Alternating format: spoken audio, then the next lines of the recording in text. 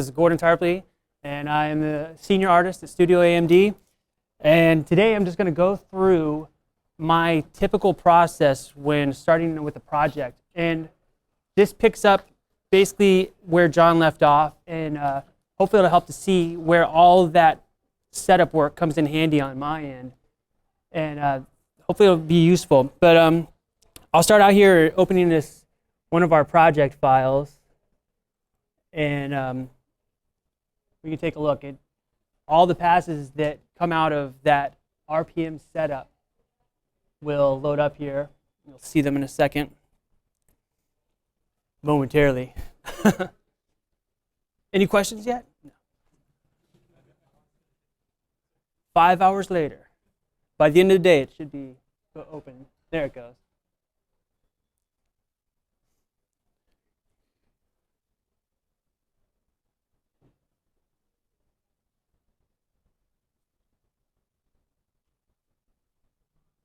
All right, everybody back to lunch.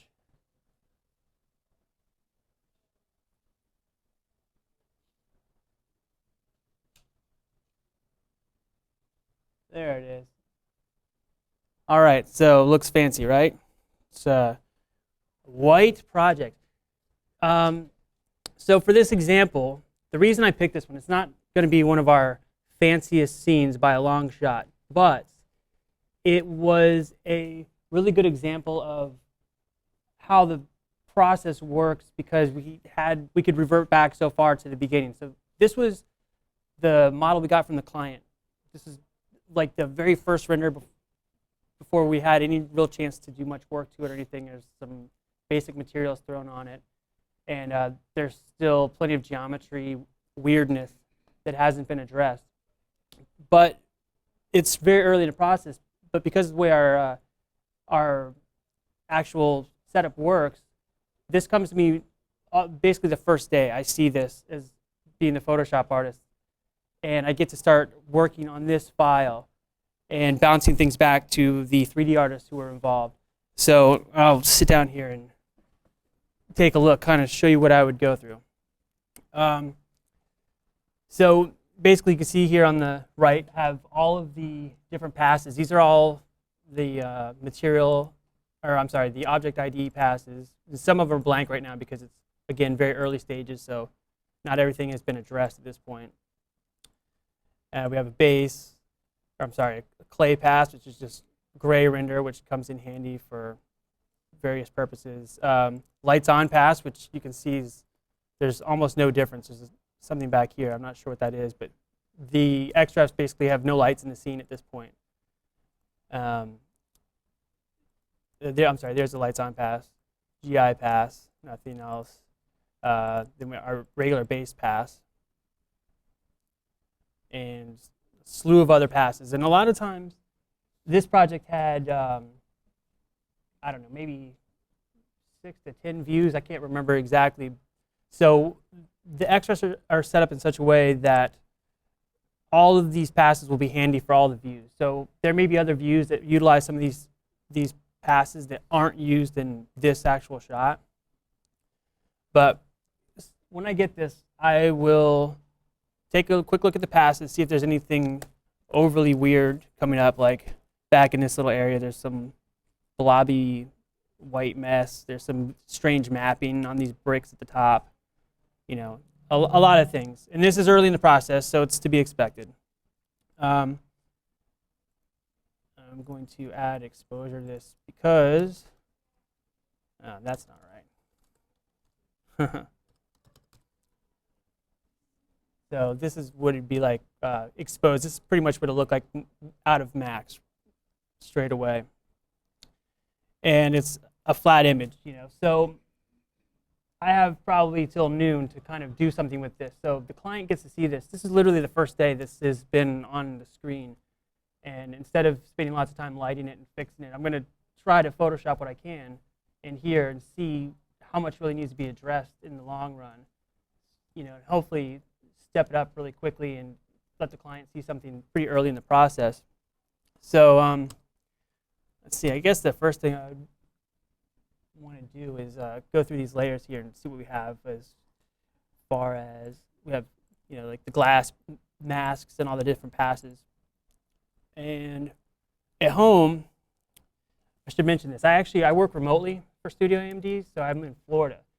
So every morning when I get up, whatever passes are coming through are already, we have a script that uploads them to my machines at my house, and they're ready to go. So in the morning, John will run the script that sends off all the renders, and then when I wake up the next day, I can open these files, and they're ready to go.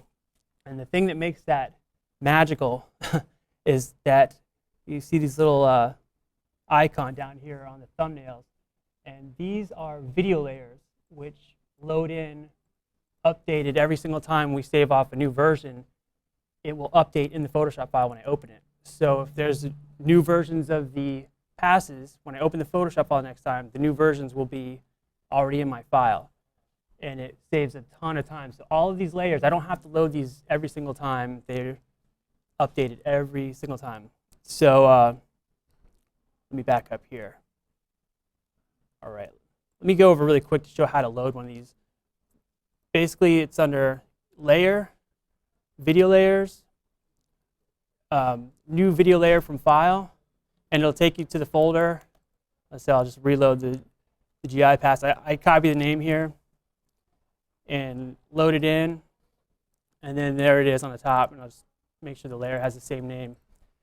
And now, anytime that file is updated, it won't update automatically. So if the passes are saved out while I'm in the Photoshop file, they won't update while I'm working on it. But if I close the file, or if I reload that layer, which is under Video Layers, Reload Frame, and it'll load the pass again. So if for some reason we do have a few new passes during the course of the day, they say, well, we have a new base, like something rendered without a texture, and they send me just the one pass, I can just update that one part and it'll come right in.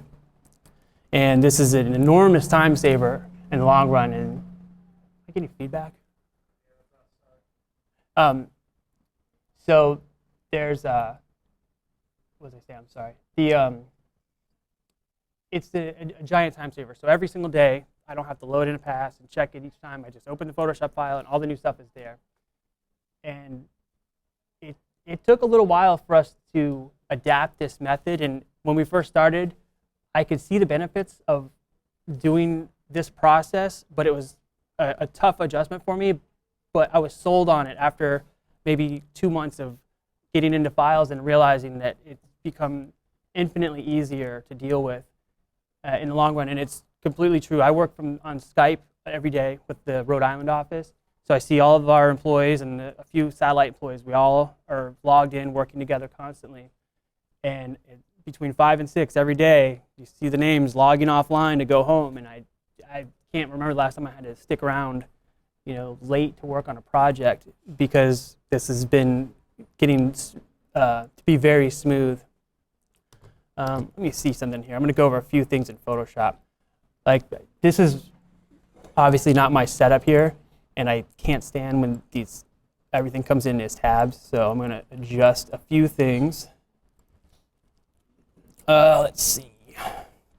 I'm going to go to not animated zoom, not flick panning, and all right, file handling. Open documents as tabs. Uncheck the evil button here. All right, and now, this is another one. Scrubby zoom, no. All right, so now I think I'll be a little more comfortable. Boy, it's strange hearing my voice echo from both sides of me in stereo. Let's see. Another thing I like are actions. And I'm going to load some up here that I tend to use. And if you don't use actions, they're really, really easy to make. There's tons of tutorials online. If I have to, I might walk through 1 or 2 today.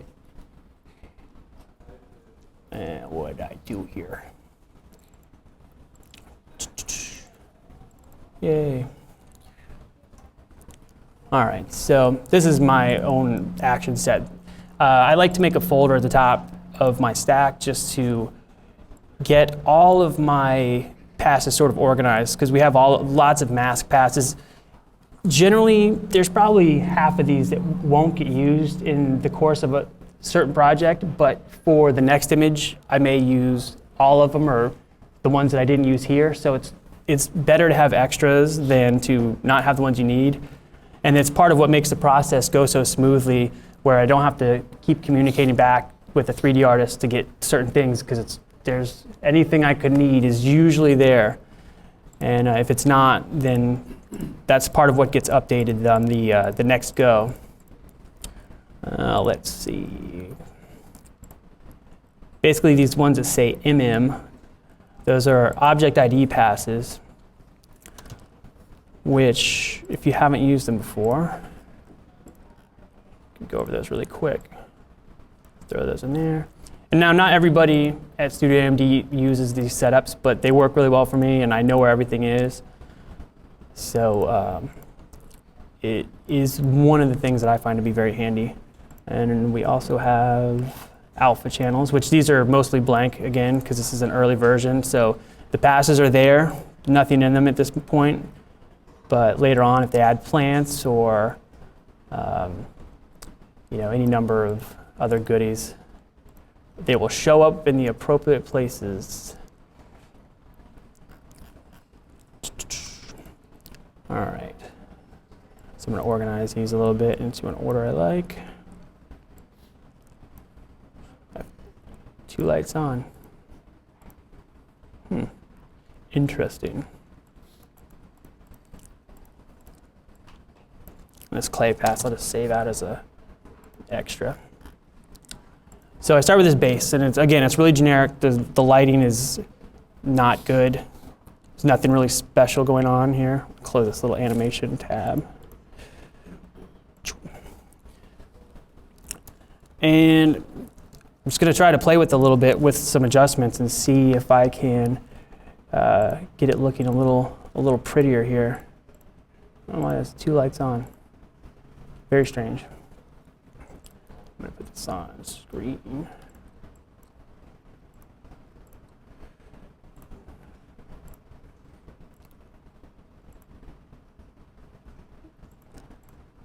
I don't want this. Go away.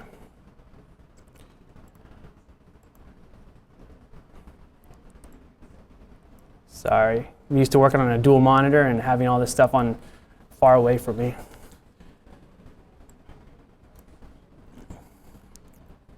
All right, put this thing here. Oops.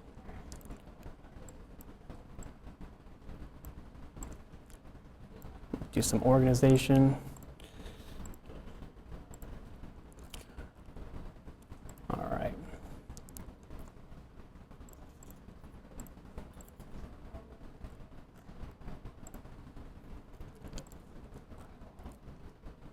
And got glass here. And you can just set this on screen and it'll work just fine, but I do like to punch out the channels using the alpha. Tends to help in the long run in case I need to add a color overlay or something.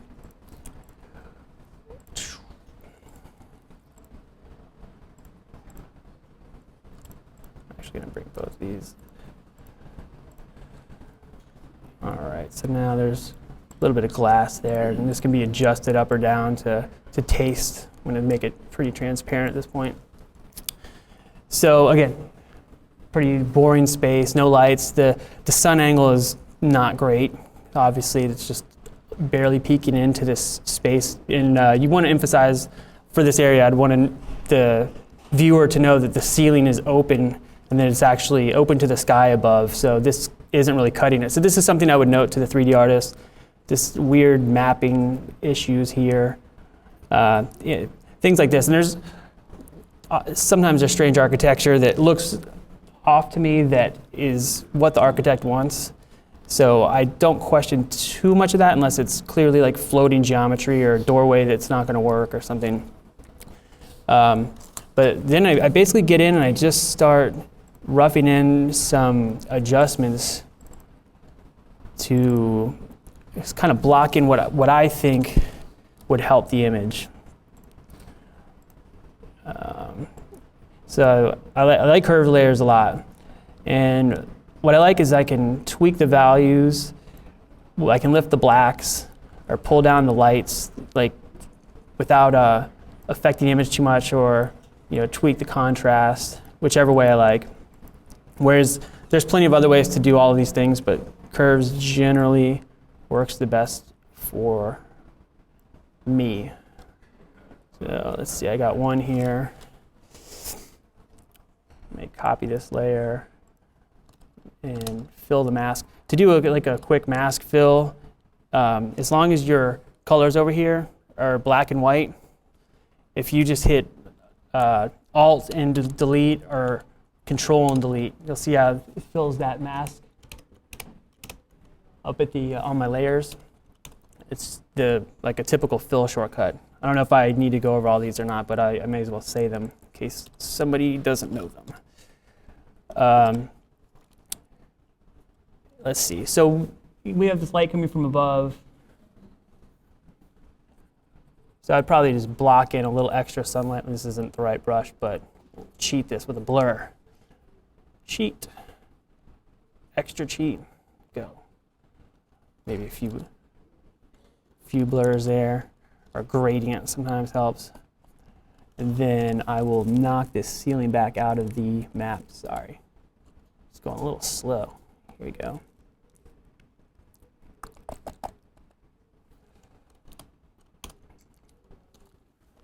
And start to push the back of the image away a little bit from the viewer so it doesn't quite look as flat.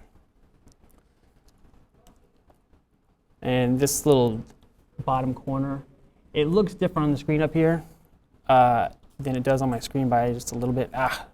Here's another thing. Rotation. The shortcut for this is R. And R was always the smudge tool ever since the smudge tool was, as long as I can remember in Photoshop, was always R. Now it's this other function, so I'm going to fix that really quick or I will go crazy. Keyboard shortcuts. Tools.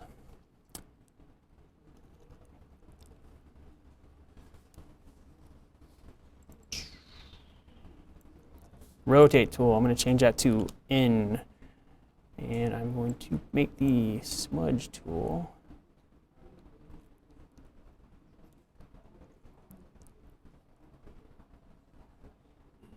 Let me see, where am I at?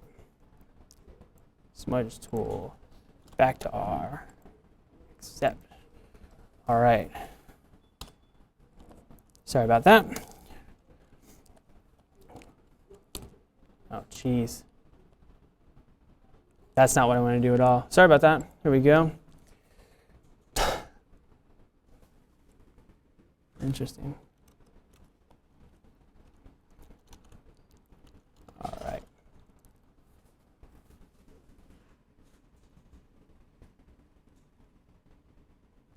Sorry, I'm checking up here. All right.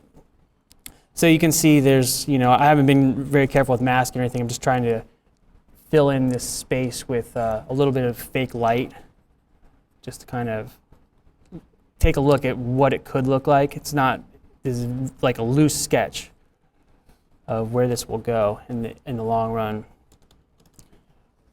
And since we have all these mask layers here, the multi-mats, I can hop in and select various items in the file. So, for example, the railings and metal are all red. Some of them overlap a little bit, but not too bad. And to select these, you go into the channel menu, and you have your red, green, and blue, and they become their own alpha based on the colors in the scene. So it makes it really easy to make a quick selection from those elements. And a lot of our files will have heaps of those different masks to choose from. So it keeps you from having to go and trace out in Photoshop lots of little layers and tons of pieces. It can be a huge time saver in the end. And again, this file is being its infancy, so none of that stuff is quite prepped yet. And really quickly, I'm going to go back down here and go back down to the bottom and grab a little shot of what it looked like initially. Oops, that's not what I'm going to do. I'm going to paste that layer somewhere. Where is it?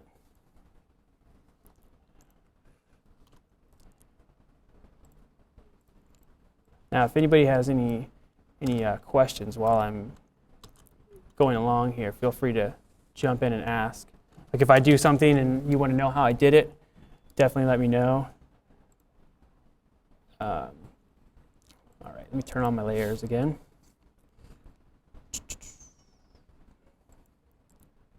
There's the GI pass, which is getting lights off. Glass, adjust it down. A little bit of lighting.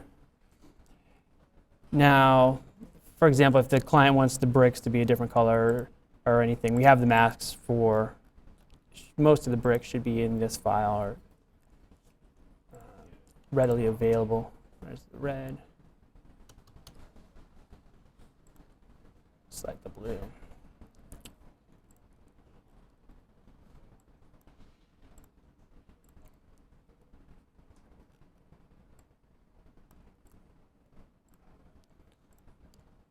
So now you have a little bit of control over brick color. If it's client wants it to be, warmer or more red or closer to a yellow, it's very easy to control. And some things I like to do that just sort of cheat detail are like big plain surfaces where there's nothing going on. Oh, come on.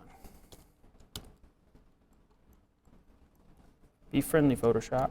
There we go.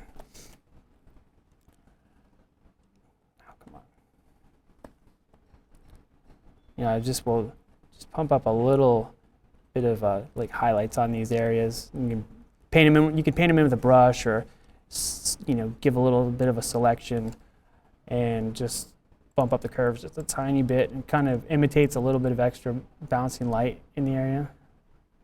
I'm sorry, I'm getting a little lag, so I tend to be going on too far on these very quickly.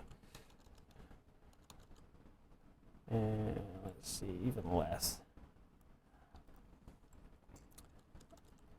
And I'm going to bring in a few just little texture overlays that I like. So for brick, where it's clearly a robot didn't build this building, there's going to be slight inconsistencies in all the materials. And it's very easy to cheat these things. You could go in the material and spend a lot of time developing it, or you can do just an overlay with just a little bit of a grime texture, and it seems to move it further faster than doing it in 3D. So I've got my handy overlays, creatively named.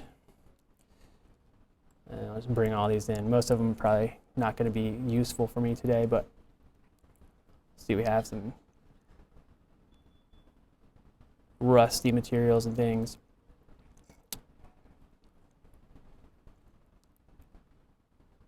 Bunch of watercolors, some kind of beat up metal bump map that I got from one of the drives. All right. This one thing that's fun is to tile everything on your screen so you can see it all laid out.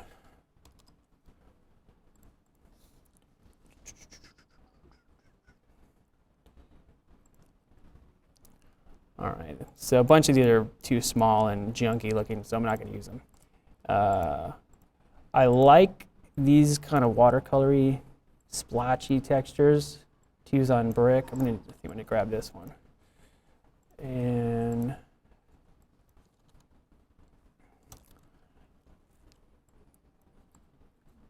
now these colors aren't going to do me any good in this image. It's probably going to make everything look crazy. So to desaturate, really easy.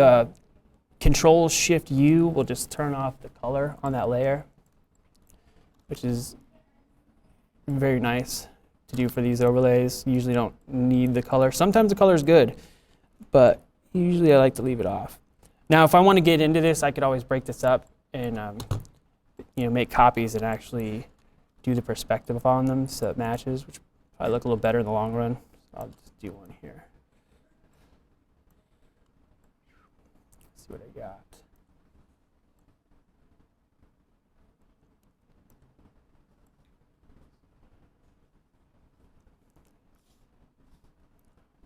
And once you have the perspective kind of established, Photoshop will allow you to keep in perspective if you pull these lines. So you're just trying to put some texture on the brick here. And just put on an overlay, turn it down a whole bunch. And we have the mask for the bricks. So you can bump that out a little bit.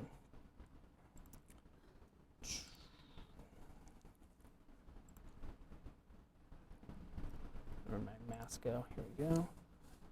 And that's too strong, obviously. I'm going to drop it down to, I don't know, probably less than 10%, just to give a little tiny bit of interest to the brick without going overboard. A tad bit of fake realism. There's my glass mask. What do I have here? Look through some of these other layers again. So you can see we have another glass mask for some little piece of glass off to the left here. Now, with some of these images, we were talking about how earlier John was saying how we render the glass as straight mirrors, basically. Sometimes there'll be scenes like this where there's glass that you're seeing through other glass, and if it's not too many layers where we have to actually, render real-looking glass, we just want to use these mirror passes. We'll render an interior and exterior separately so we can kind of play between them and are able to keep up our AO passes and Z depth, which this Z depth isn't really working and may be addressed in a later version. But let me see if we have an AO pass in here someplace. That's not it. This one, here it is, right at the bottom. And it's pretty faint. Can you see that all right up there? Is this monitor? All right. And we just set these on multiply. We have a couple little black spots down here that I'm just going to mask out really quick. I'm not sure what they are. Maybe like a flipped face sometimes on the model will create a black spot. Let me see.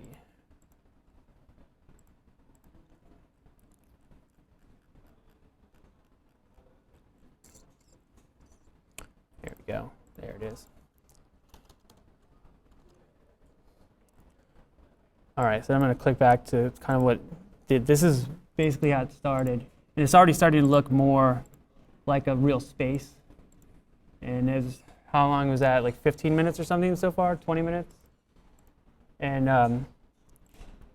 you can keep going. There's plenty to keep doing on this to bring it up. And basically, we work on something like this until around 11. So I'll keep going. I get to my desk around 9.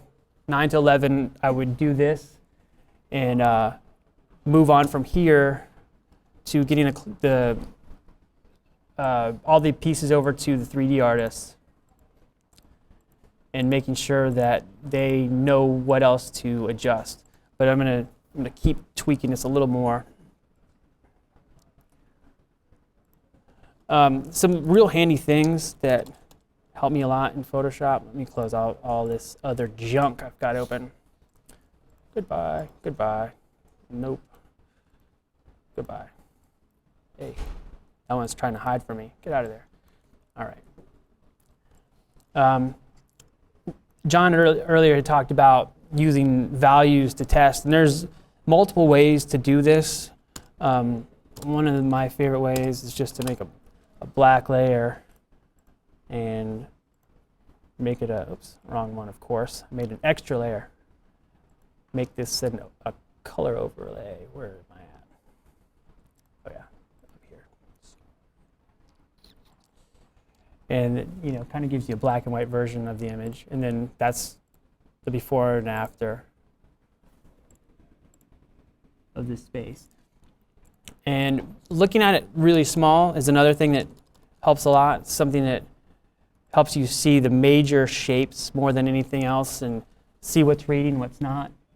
And I don't know how it looks on the screen, but this railing to me seems to kind of get lost in the scene. It blends a little bit, so I'll probably darken that down a little bit in the foreground so that my eye kind of wants to jump into this area as opposed to get caught up on this little highlight that I keep looking at. So we're going to go back to my fancy mask layers, which are in here someplace. Boy, doing this in front of a crowd is somewhat nerve-wracking, but it's not so bad.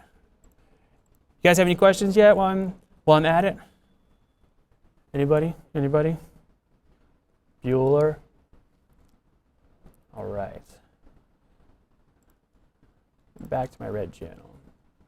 Now again, this is early, so I only have a few little masks to play with, but later there'll be a heap more. Okay, I realize you're somewhat doing the artistic part of the rendering here. Right. Do you often find that you are in conflict with a client who wants to push you to creating a material sample board? In other words, they're looking at every material, every area of it. That's a struggle that I have a lot. Well, I'm wondering if in this process that you use, if you run into that as well. Almost never. It's usually, we get comments back. This is, again, the client hasn't even seen anything yet. This will be like the very first one. So we kind of shoot it over based on what they've given us. You know, hopefully we try to get a really basic material. It might not have all the speculars and everything worked out yet, but kind of the general look. And we send it over. If they comment and we can update it in 3D, that's preferable. But if they like it and it's a small tweak that could be done in Photoshop really quickly, we'll just usually do it in Photoshop. But it goes pretty fast. I haven't really had many problems, you know, with that as far as that goes. And sometimes, you know, sending this along quickly, I know by the very next morning, sometimes a material works that generally, if I just did it in 3D, probably wouldn't work right in 3D. That will work with a tiny bit of Photoshop done to it and take, you know, a 20th of the amount of time to figure out. Yeah, I think hopefully your mic is picking me up. David, I understand your question a little differently, and that is they have a material board that they want to see, and the idea that any of that material would appear in shadow or that material would appear bleached out in a little bit of sun. Both of those scenarios end up being undesirable for them. Is that really basically, that's how I understand your question? Yeah. Yeah, we run into that all the time. You know, I mean, I think that at that point in time, it's incumbent upon the project manager or it's incumbent upon me to just push back and just say, like, look, you know, like, I understand, you know, that under a certain, under the fluorescence at your desk, under that number of foot candles, that's what your material looks like. The closest I can get to that is if we show it an overcast day. If you want sun, it's going to get a little bleached out. If you want shadow and volume, it's going to get a little bit darker. And we can do that for you if you want it. But my recommendation is that you do not do that. You know, so I think it's just incumbent upon you as as a project manager just to know that we don't like to expose our senior artists to that too much because they're artists, and over the years, what we've really noticed is that it breaks our brains. If you have people that are really passionate, you know, like, it makes a lot more sense to have somebody talking to the client that's not too feeling like authorship over the actual image itself. You know, and so, you know, you need to communicate it professionally and say, you know, we can do it. It's not a good idea, but we can do it.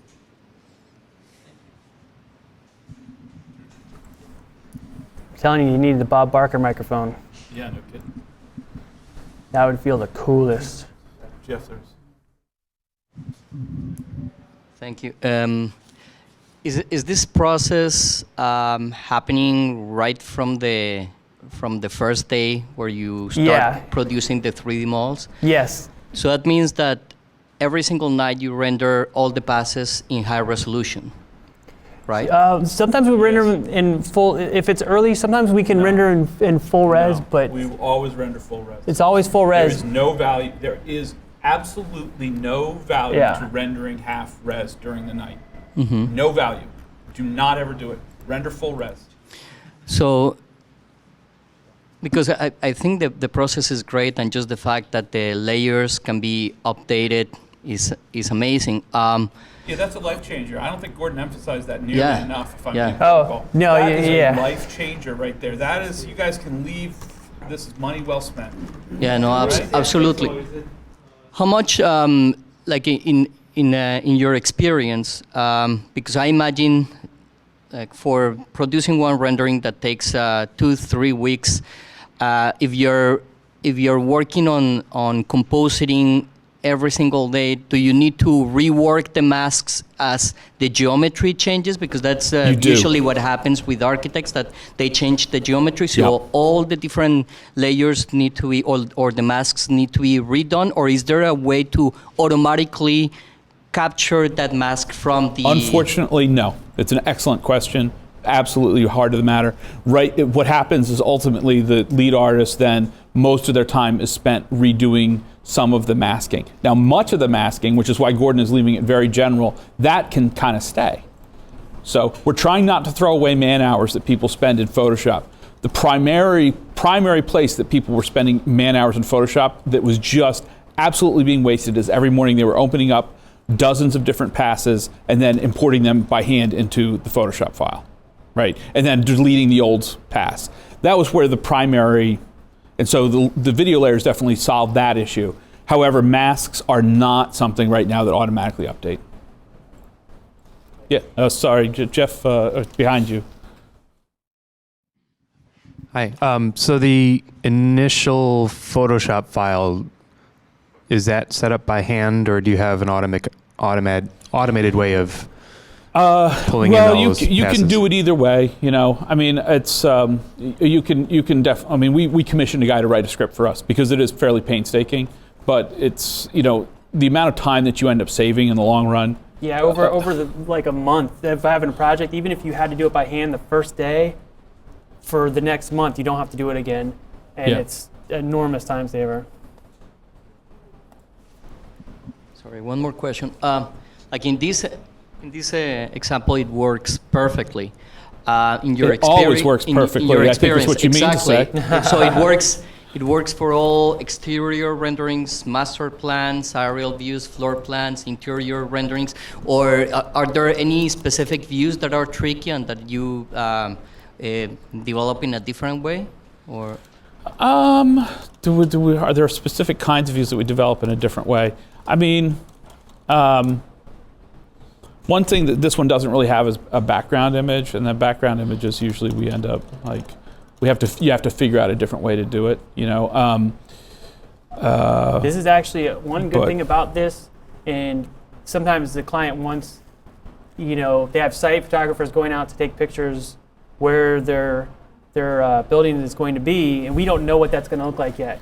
And having this available to start kind of shaping it even before we have a background can be really, really handy sometimes. So it can speed up the process a lot because there's things we can do right in Photoshop that we don't have to change too much in Max to make the adjustment. I think that actually helps quite a bit. Yeah.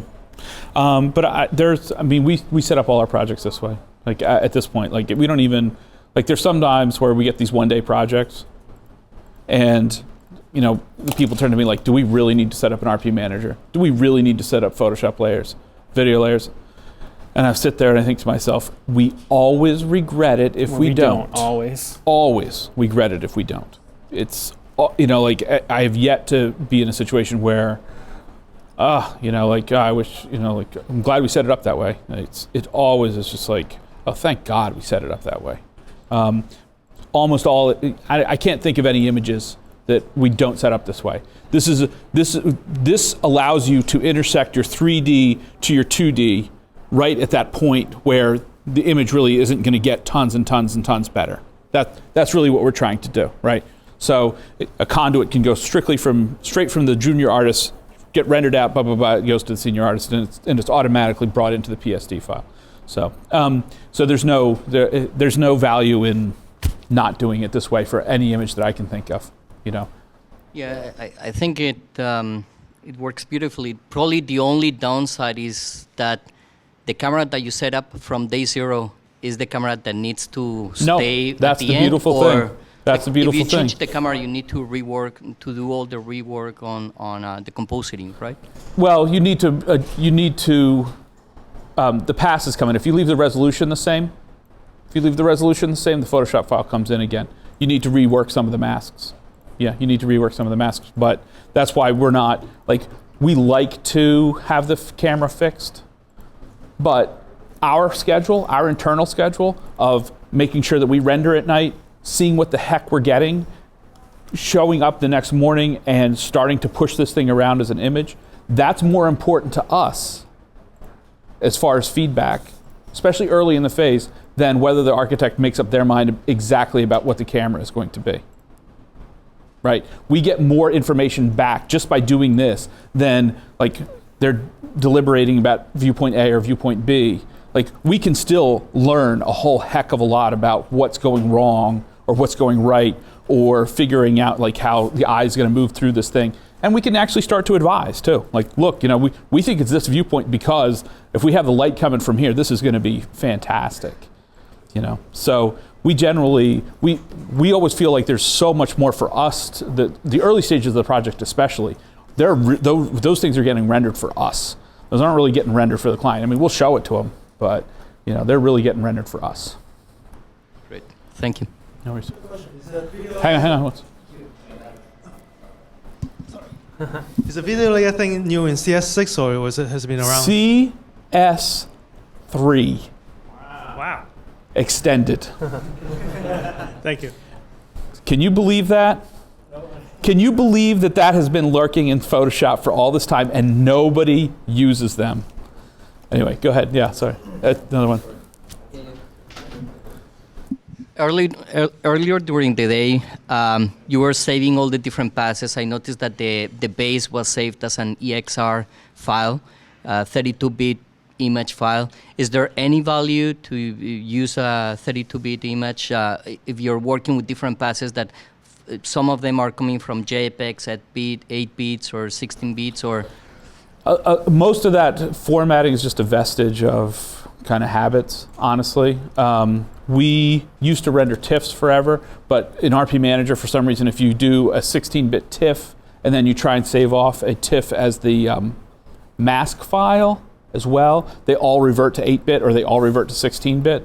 And I don't know if it's a Max issue or it's an RP Manager issue, but it very clearly, it was very clear to us early on in the process in RP Manager, if your RGB pass, if you split these things up into different files, which we do, if you split them up in different files, you can't have the masks write as the same format as the RGB passes. So you have to choose. But I mean, we're generally agnostic. Like for years we rendered as Targos, and then we would have kept it TIFFs in the most recent version of Max, but they changed their Max kind of plug-in type deal, I think, or they changed the year. I don't remember exactly what the scenario was. Fundamentally, it doesn't matter. It really doesn't. I mean, we right now 32-bit was just because I was a jerk. We usually do 16-bit EXRs. Okay, we usually do 16-bit EXRs. I was just talking to these guys use JPEGs. I mean, so it's as long as the image is good, it really, as long as you're getting quality stuff and can kind of move it around a little bit, it's fine.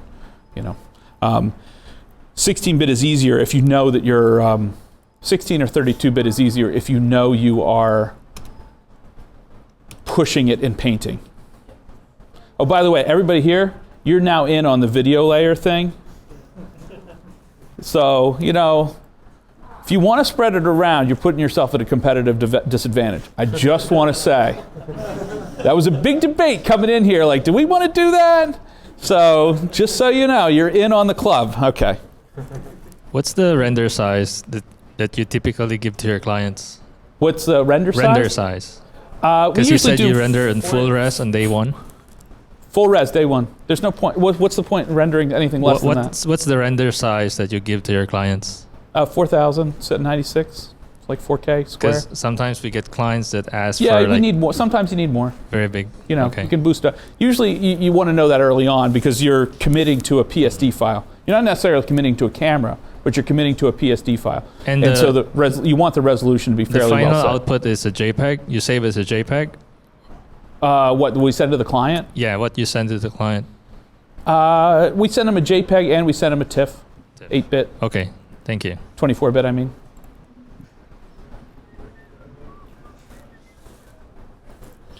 All right, you finished this thing yet? Done. Can we go? Let's go home. All right.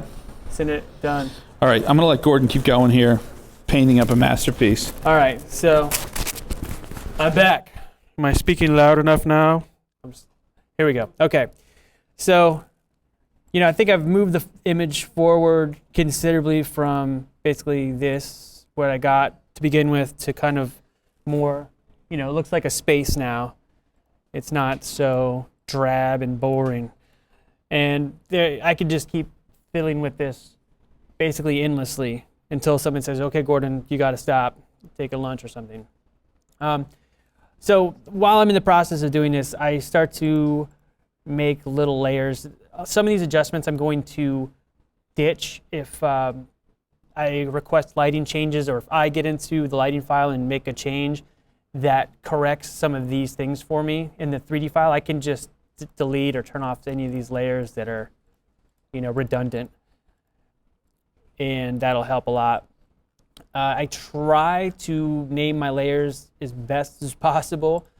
My adjustments I usually keep kind of in a group like this, and I like. Not everybody likes to do this, but I like to color code things, so when my layers are all stretched out, I can tell what area of my file I'm in. It helps me considerably. Let's see, I can add some more of these. Let's see. I'm going to throw this out. I don't think we need that layer. We have a cars layer, which you can see there's probably not going to be any cars in this space. But again, it goes back to the fact that this image was part of a larger project that had some exterior views that had cars and trees and 3D people. For some of the scenes, we tend not to use 3D people too close to the camera if we can help it, because they always look really weird. They have weird faces. And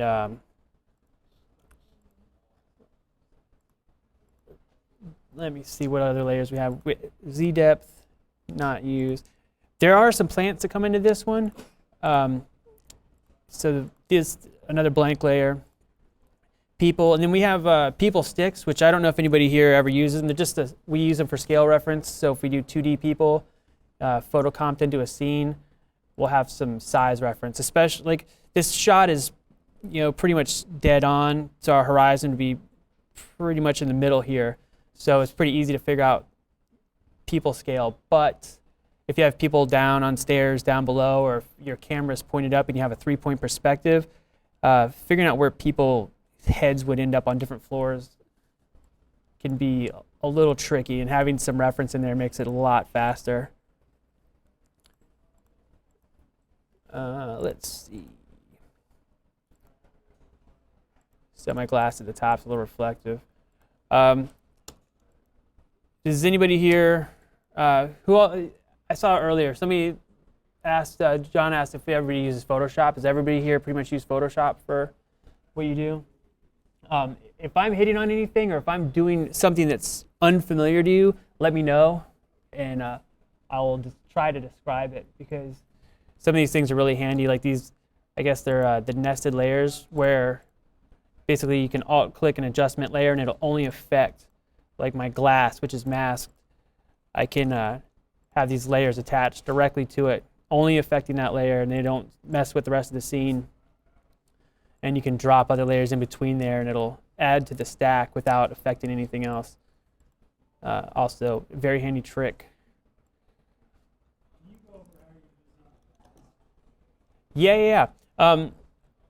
Again, this one, when I opened the later version, part of the reason that we chose this is because this is literally like the very first version I got. And then we have a version that's a few days down the road where the client was able to make a bunch of changes, which I'll open up shortly. Basically, I'll close this, and I'll swap the passes, and you'll see more. And there should be more of these masks. I keep going back to this one that's the bricks and some of the metal components. Basically, I go into my channels layer, and these are just straight RGB, the 100% blue, red, and green, which there's no green in this channel, but or in this layer. But you can see they give you a perfect alpha. So if you control, merging layer doesn't want it. If I control click on this alpha, it'll just make that selection for me. Or I can control click the blue and I just select the blue. And if you shift control click, it'll select all of this stuff. Add to your fun. So how is that layer created? How is that rendered? This is from the object IDs. Let's see. Scene one. Oh yeah, sorry. I think we'll go over this. You want? Oh, repeat it back. Yeah. Okay, I'm sorry about that. The question for all the online visitors was how are the object IDs created? In 3 Studio Max, I'll just use this scene for an example. If I select one of these objects and I go to the object properties, there's under the G buffer, you have the object ID and you can select a number for it.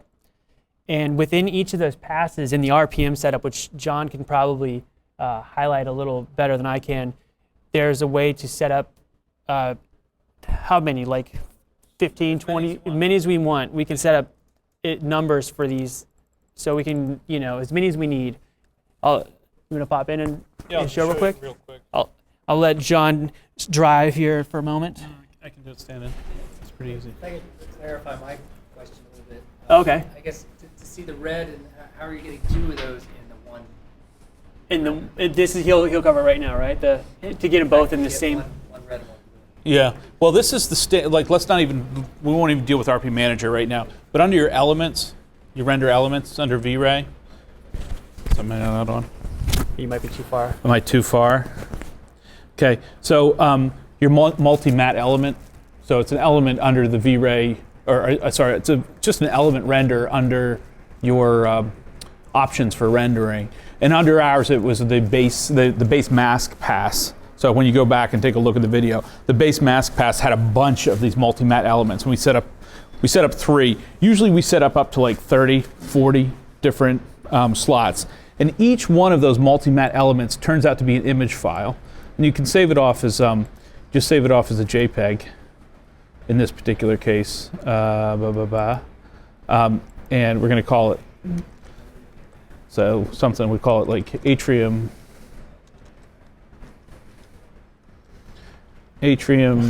dash MMA. Oh, that's an excellent spelling of atrium. Okay, so we save it off as that, and then we come down here and we say anything that is in your red buffer, you're going to make sure that you render your red buffer, and it's going to be slot number 1. You're going to say, I want my green buffer on, and it's going to be slot number 2. And then you want your blue buffer on, check, and then that's going to be slot number 5. Now, so that's how you do object IDs.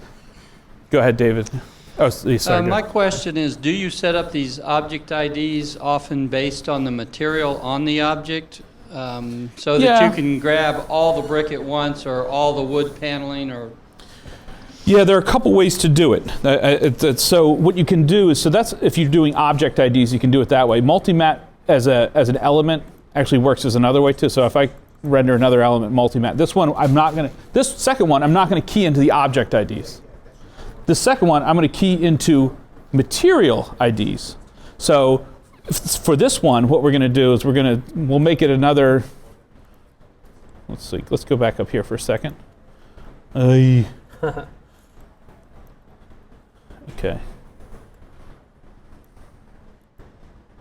Copy.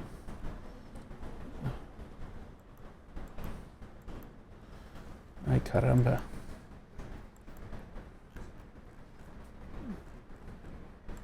There we go. All right, there we go. And so this one, I'm going to go paste. And this one I'm going to call B. And on this one, what I'm going to do is I'm going to say, click on this one, is material ID. Click right there. So now it's not looking at my object ID numbers. My object ID numbers are determined by clicking on the object itself and then going to object properties. And then it's the G buffer object ID. Okay. My material ID, do not be fooled. Does not mean in your multi-sub-object materials that 1, 2, 3, 4, 5, 6. It is not that.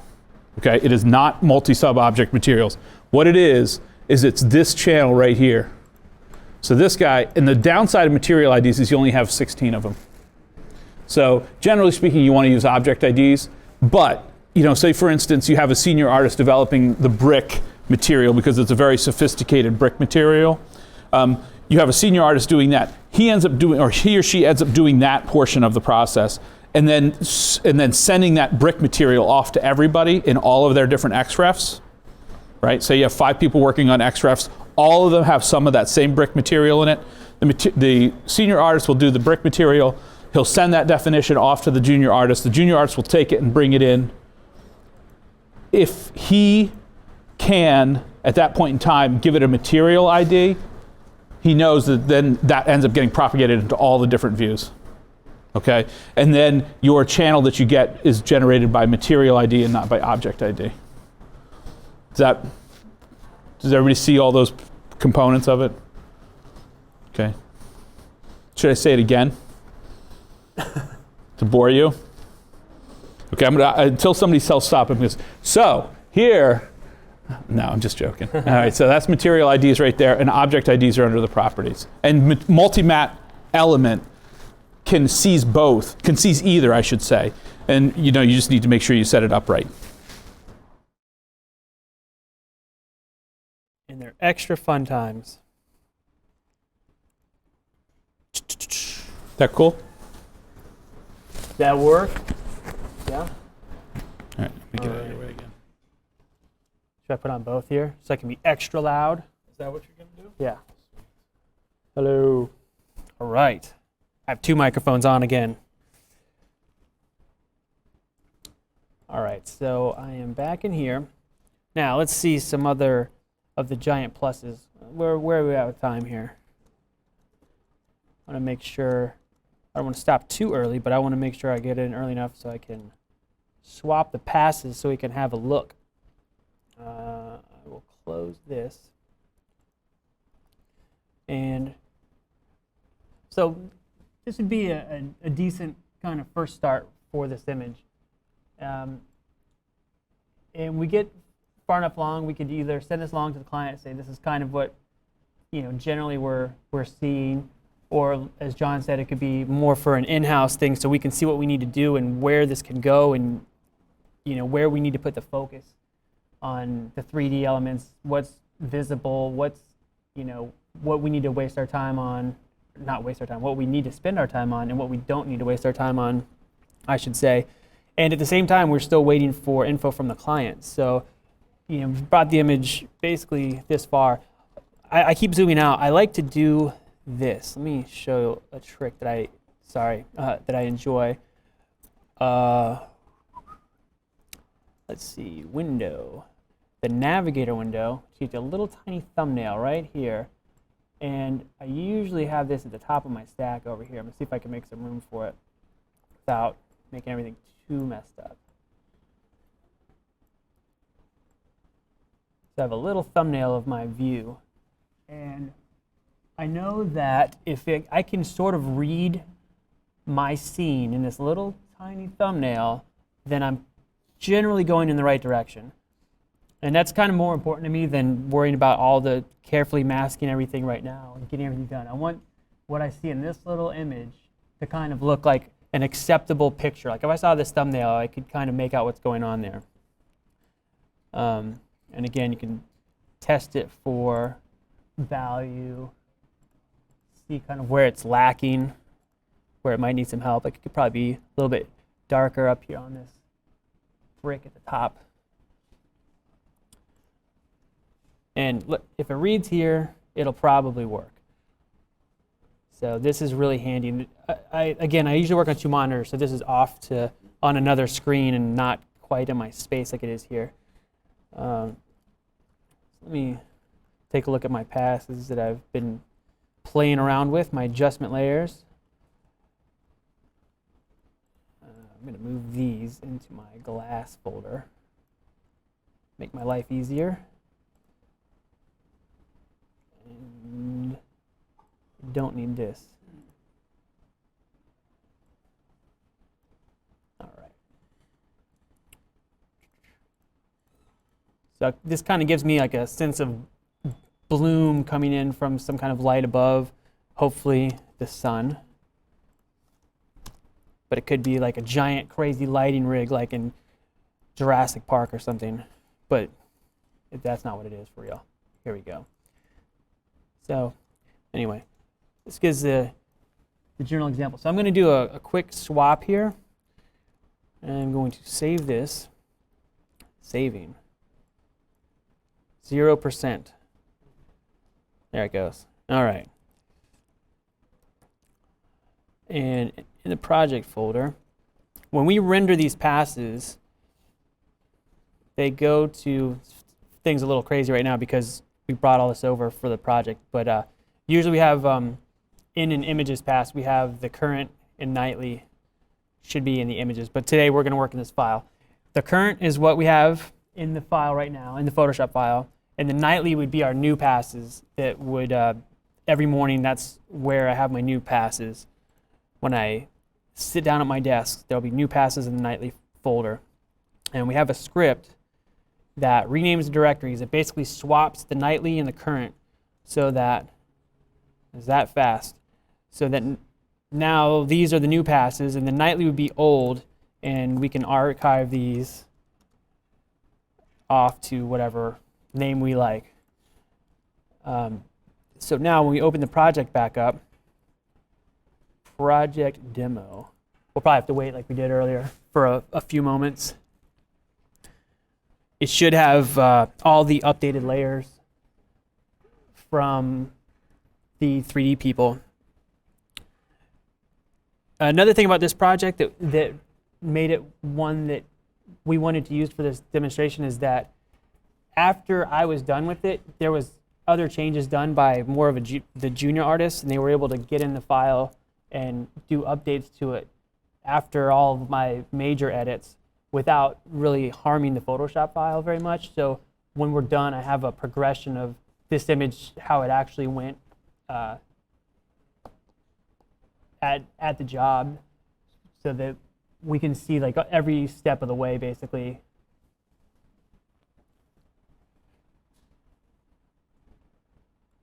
So there it is, and it didn't switch. Let me check the script again. I wonder if having the extra files in here freaked it out. Let me make sure everything is not wrong.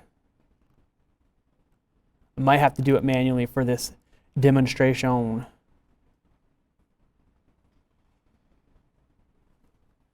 Huh. Interesting.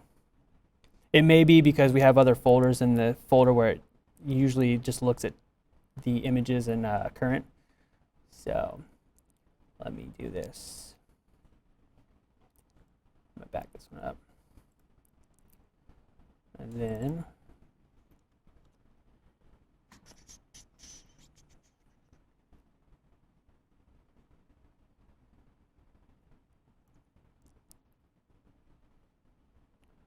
just replace all of these.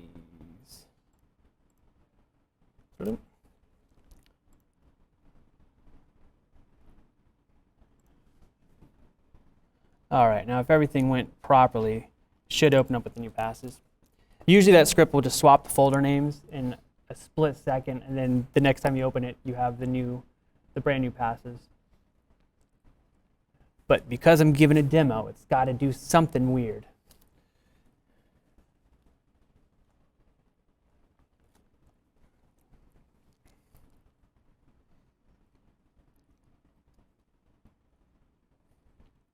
Do you have any more questions while we wait for this thing to open up? With animation, do you use any of this process? Okay, the question is, with animation, do we use any of this process? We do use some of it. We probably don't use quite as many of the layers. They're not as necessary. And there's benefits to both ways, because you can fake some things in After Effects and pump up lights and darks and areas. But generally, it's more of a 3D oriented process. I'll let John talk about that. So, John, when we do this, when we make an animation, we still utilize a lot of these steps, but probably not quite as many of the layers, right? Yeah. Let me get Here's a microphone. when we do animations, we generally cut down the number of passes. We really like to try and throw everything in there. Now we still keep the same number of XREFs, but when we're rendering out the passes, we do spend a lot more time making sure that the lighting works pretty well to what the final image is going to be like. And we try and have the main base pass kind of go through and have almost all the geometry in it. We might run an AO pass on top of it if we have to, but generally speaking, we try and just have it go through once, so we don't have to.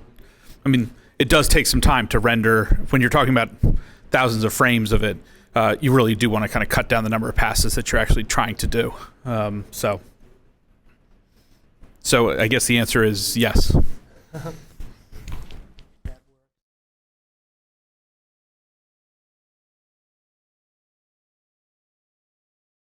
Flip this back on my lapel. All right, so the file is opened back up, and this is with a few days worth of changes to the 3D file. And you can see my masks are all crazy now, but they're very easy to fix. I can go back into my mask layer, and all of these layers should be updated as well. So you can see essentially the same one I was working with before. Everything is changed in here now. So I just go through and re-clean up some of my layers really quickly and get it to start looking back to normal. Let's see where I've got here. And again, in the demo, I went a little faster and I didn't name everything like I usually do. Now I'm kicking myself. So always name your layers, people. Makes it easier in the long run. And another thing is that since this version, the client added some artwork to this wall. So I have to load this in. So I'll do this load in a video layer again, which is layer, video layers, new video layer from file.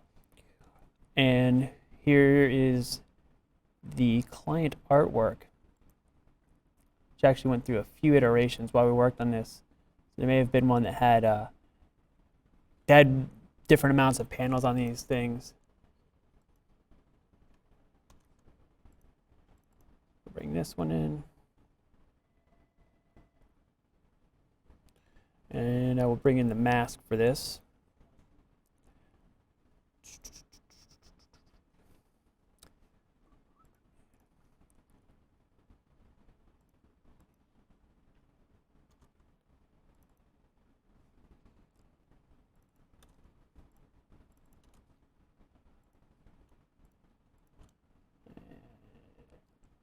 Select it from the channels tab. Now I got the alpha. Now we have some artwork on that metal panel, which is maladjusted right now, but it'll start working better. And you can also check because I think since the last version, the lights on pass may have actually had some lights added to it. Not positive yet. You can see the sun was moved from before that kind of stopped right here, and the sun was lifted up a little bit to give more of an angle that shows up on these surfaces here. Turn all my adjustments back on from the previous version. So, a lot of things were moved around. The railing was raised a little bit. Some of these brick pieces were fixed. But if you look at this little image up here in the corner, it still looks like pretty much like it did initially, even though there was lots and lots of 3D work done in between that first version and this version.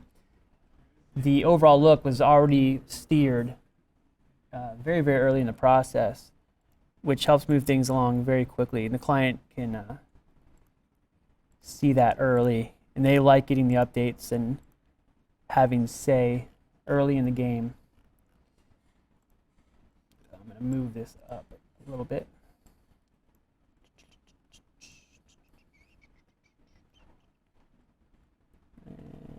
Where am I looking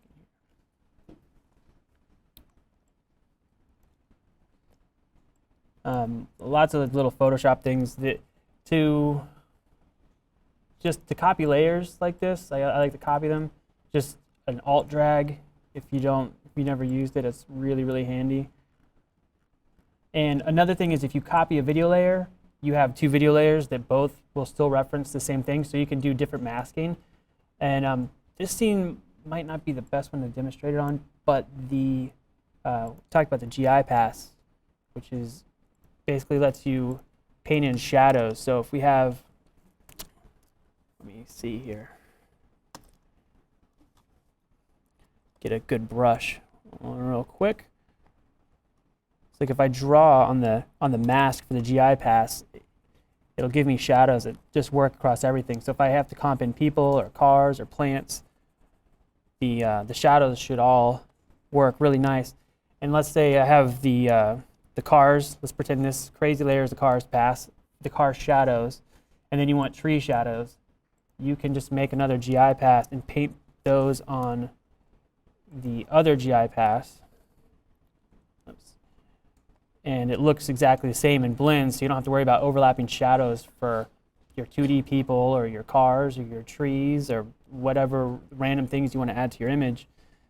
The shadows all work together. So this would be, like, for example, a people shadows. They all blend together, so you don't have any overlapping shadows, but you can turn them on and off as you need to. So if I want to turn off my people shadows or my plant shadows, this is a really good example. Look at this thing. So anyway, it's a really, really great pass to be able to take advantage of when you need it. But this image just doesn't really have that much in there right now. This is the real lights on pass. Here we go. I don't know why this extra lights on pass is in here. I'm going to get rid of it.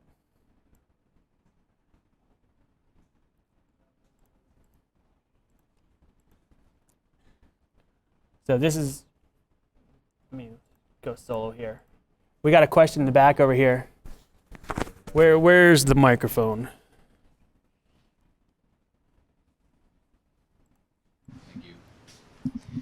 Hi, I just have a question, because the thing is, sometimes it happens that the client, they say like, you do some finer refinement to the image, whatever.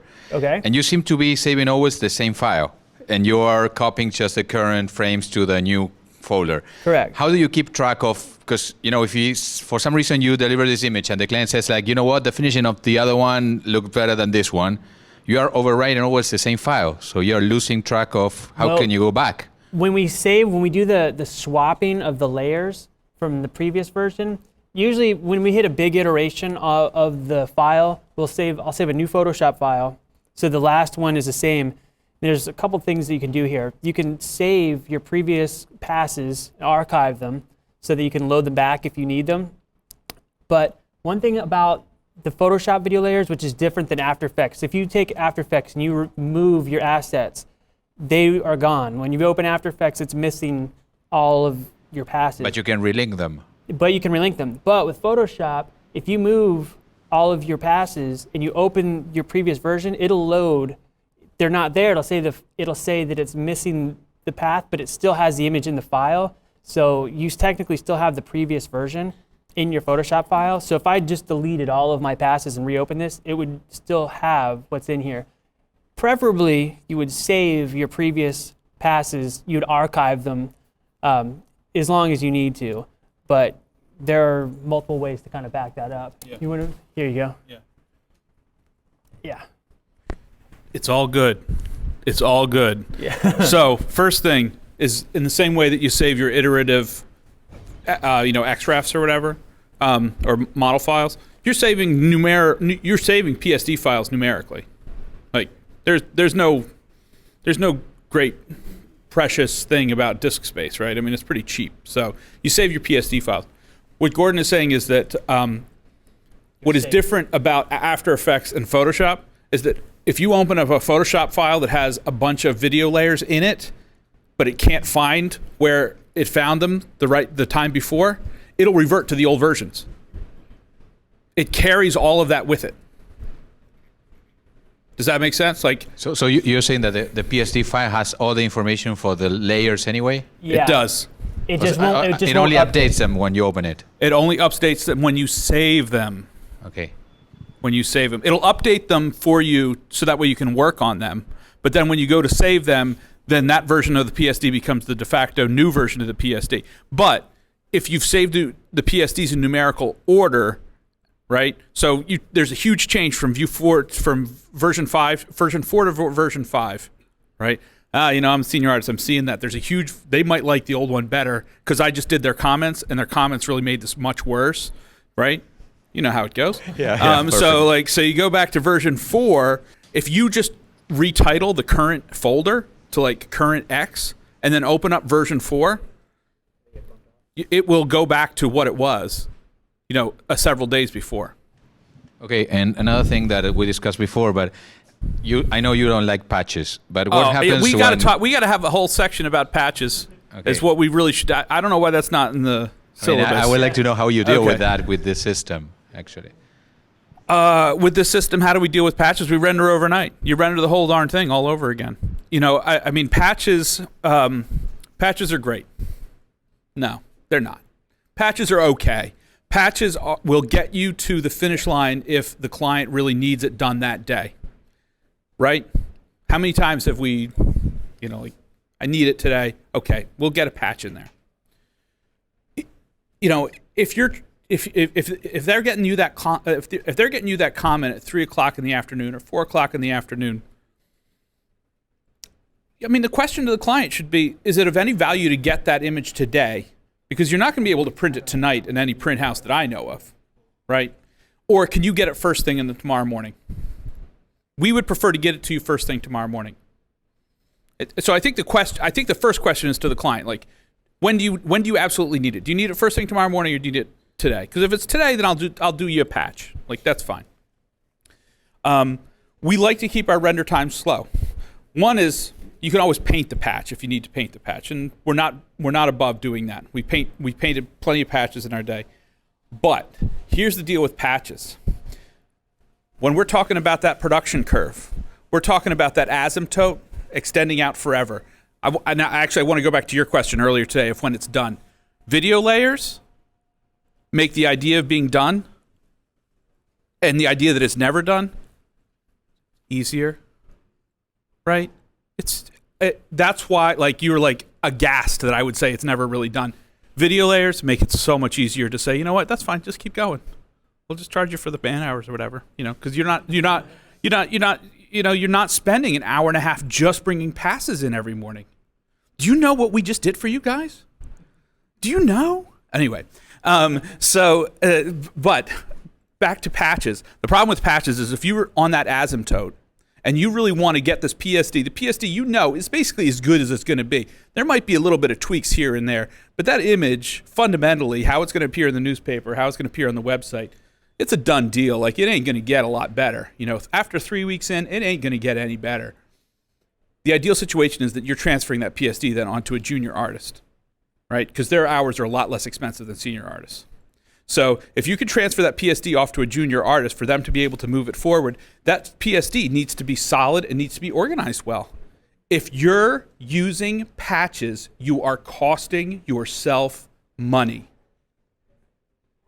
because that PSD becomes an absolute disaster to manage. Okay? That is the issue. You want to make sure the client's happy. You want to be happy. You want to be able to wrap the project up. If it takes me 15 minutes to render out a patch, and then I throw that pass to my project, to my senior artist, and then he ends up spending 20 minutes dodging around the edges of that patch in order to be able to integrate it into the finished PSD, and then not even talking about the junior artist side of like figuring out what the hell did he do. Fundamentally, you're talking about 40 minutes of time. You're talking about 40 minutes of time. Not only are you talking about 40 minutes of time, but you're talking about 40 minutes of time that is inevitably those hours between 6 and 8 in the evening, right? Because you're desperately trying to get it out. Those are precious hours. Those are hours you could be spending at home with your family. Okay? That's what those hours, that's what that 40 minutes is. All right? Alternatively, you can make the change in the XREF. You can push it through the script. You can render it overnight, and you can have it at 9 a.m. the next morning. Cost you 20 minutes. Cost you first in the morning thing. And it means that for the junior artist, the PSD file's organized down the road. It's really your choice. I'm not against, sometimes you have to do patches. I'm fully cognizant of that. But when you really break it down as to where the value is, what the valuable hours are in your life and how you want to structure your man hours in your office, doing patches is the absolute worst thing you can, well, not the worst thing, but it's pretty close to the worst thing that you can do, okay? So just be warned, okay? Rendering during the day is the worst thing. Second worst thing is patches, okay? Just one more question. How do you deal with those filters that you cannot use as a non-destructive way that you're showing here? Like if I want to add chromatic aberration to the image, for example, that is something that usually you do it on the final image. Yeah. I mean, you have, you set up an action at the top of the stack and then you just do it. I mean, if you know that you want to have it in there. But do you leave like a track on the PSD, a note or something, or? You mean for the junior artist? Yeah. You probably just do an action and that they just ask, hey, what action did you use up here? Yeah, because the actions usually save to your Photoshop, not to the file. That's the problem. If he opens that in another computer, he wouldn't have that action. That's what I'm saying. Well, yeah, I know. That's why, I mean, it's not like people don't talk to each other. Yeah, I mean, and another thing is I'll save them out. Just like I loaded the actions at the beginning of the course here when I set up. Let me see where I put them. So my actions, I have my little folder. These are ones I use regularly. And I can save these on the network, and then anybody can grab them. And I try to make it so that if I use one of these actions, it'll label whatever this is on the actual folder or whatever layer. So if it says like a finishing action, whichever one I put, it'll say it on the folder. So if a junior artist picks it up, they can see it, and then they'll know which one I used. And they're pretty simple. I think we have them documented on how they're made. If somebody needs to do one from scratch, they're basically like, they were documented previously, and I made them into actions because I was sick of making them every single time. So, yeah, but it's pretty easy to pass them around if need be. It'll work pretty good. We got a question online from Andrew. Can you describe some techniques that the Z-depth pass can be used for? Sure. It's this actual document doesn't have the best Z-depth pass to use. It's really good for making atmosphere in an image. You can mask things that are far away, and you can lift the values a little bit to give a sense of depth, which is very, very handy. You can overlay it, use it as a screen layer, or sometimes even normal or a soft light layer, where if you use it as soft light, the darker areas will become slightly more saturated and light areas will become a little bit lighter. And it is pretty much what it describes. It helps with describe depth. It blocks things out. It works really well if you have, let's say you're looking down a street and there's 100 trees down the street. And when you first get your image out of the render, it looks like they're all compressed together in one mess. But if you have a Z-depth pass on your trees, it separates them so you can tell that the ones in the distance are, you can break them up. You see that they're not actually touching trees. It gives like a little hint that there's some air between them. And things like that, it's really nice. Or for if you have a huge scene and there's lots and lots of people, it really helps with that. And for other things, you can use it in like After Effects. You can use it to control depth of field to some degree. Certain types of motion blur programs can take advantage of it. Let's see, do I have any more questions here? Hopefully that answered the question. Does that work, Andrew? Oh, and there's one right under it. How can we make fog using Z-depth? Basically the same way. You can use it as a mask. And let me see if I can give an example here. This won't be perfect. But if you have a Z-depth pass, let me see if I have the one here has enough contrast to make it worth using.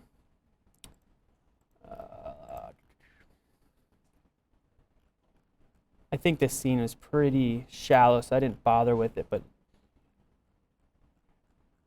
I'll give you an example with this clay pass, which is just gray image. You do the same thing with a Z-depth. I go to my channels here and would control click on the RGB pass, which selects based on value in your scene. So let me see if I can make an image here.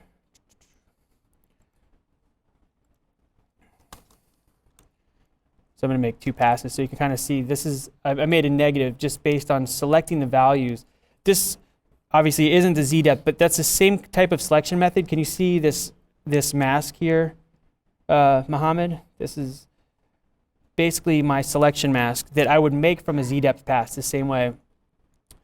And I'm going to make a new layer. This is a really cheap way to make some fog. Make just a plain gray pass. I'll put it at the top. And I haven't used this filter in ages, and we were just talking about this the other day. Render clouds. This is ugly, but you can do based on the values. You can grab like a clouds, or if you have some kind of smoky texture. And let me get rid of this other pass here and turn it down. You can see that, again, this isn't from the Z-depth pass, so it's sort of strange looking, but you can see how you can control the opacity, and it'll make it look more dense as it gets further away, which is the point. Let me see. I wonder if I have another file in here that has a good Z-depth pass. I can maybe later in the presentation, if I open another document that has a further Z-depth, I can demonstrate that a little bit better. But basically, that's the trick. You use your Z-depth as a mask, and then you create some fog texture. Sometimes even those watercolor textures, like I used earlier, can be a really good cheat for making fake fog when you have that mask. Does that help, Mohammed? If you can hear me, let's see. What other questions am I missing here?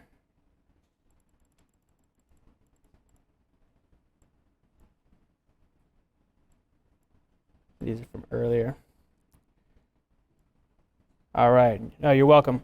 Okay, so, got another question here with microphone.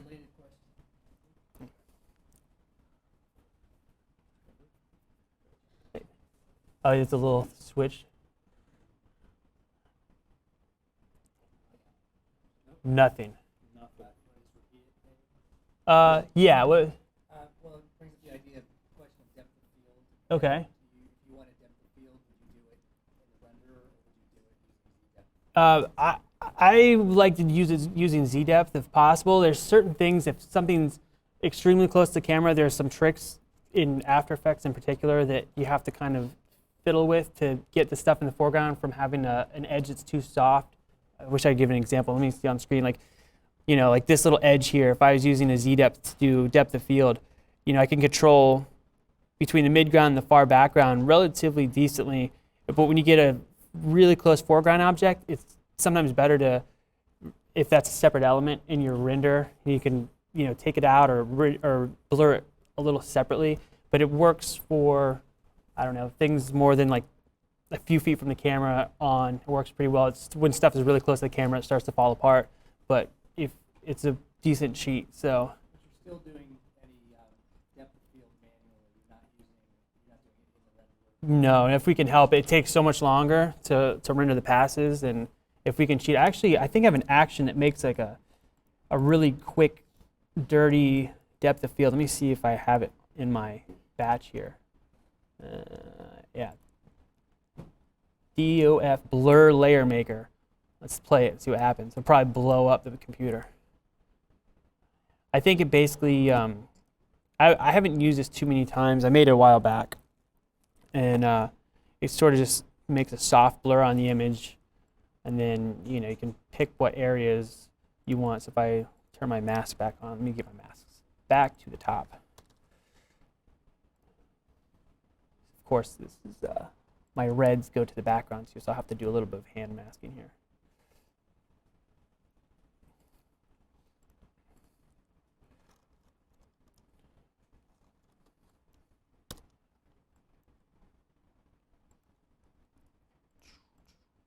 Oops. Clicked on something.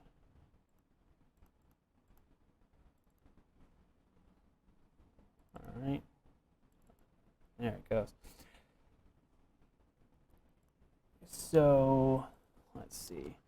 I would basically remove this little part from my depth of field blur, and then I could control the blur amount a little bit.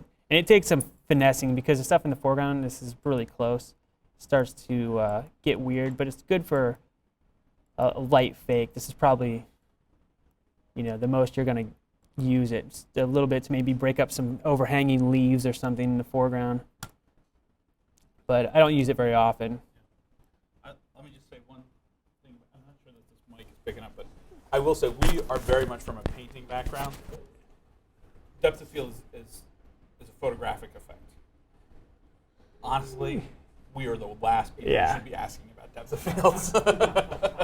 Like, I mean, we would be doing it in post. We would definitely be doing it in post. There's no, like, the amount of time that it takes to render, it's the classic onyx tree situation.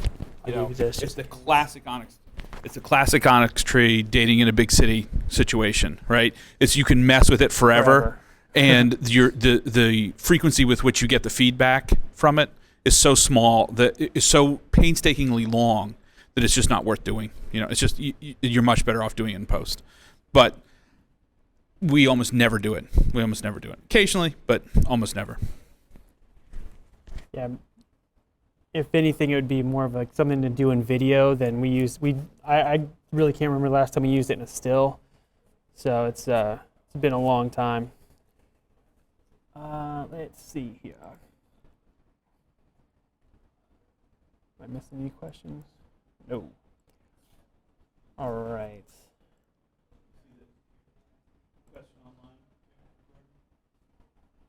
Can you describe some techniques? Oh, any recommendations on how to use it?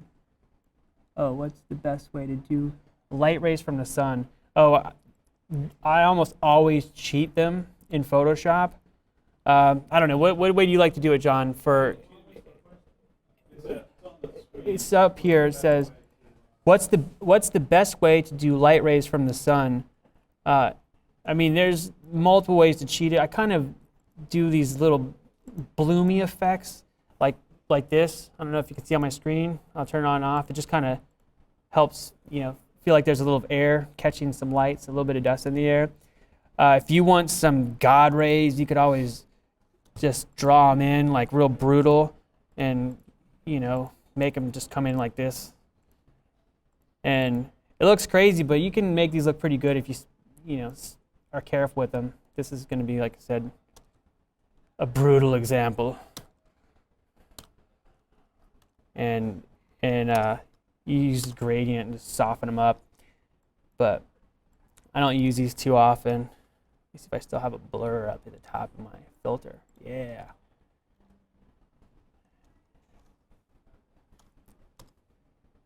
Every once in a while this can come in handy, but it's a little bit overkill generally. And of course I just deleted the whole thing. Sorry.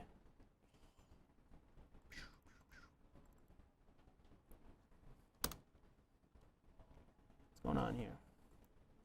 Do what I tell you to do. I guess this one's still, something's weird up here.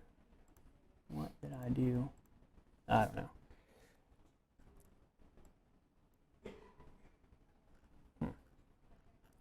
Anyway, that's kind of a real cheat example of how to make some God rays blasting through your scene. And every once in a while they come in, they'll work, but I generally think they're a little too much for most scenes. You can turn it down and make it real soft. But does that help you out? Let me see if I missed another one. How can we fog Z depth? Light rays from the sun. Great. All right. So I'm going to ditch this, go back to my little soft bloom. And then it comes down to levels. Like, does this look all right up here in this little deal? That's kind of where I'm looking around to make sure I'm on the right path again. Let's see. I'm going to open up the some assets here. Another good sheet to use are some flares on your lights to kind of make them look a little more lively. Go away. Just a little.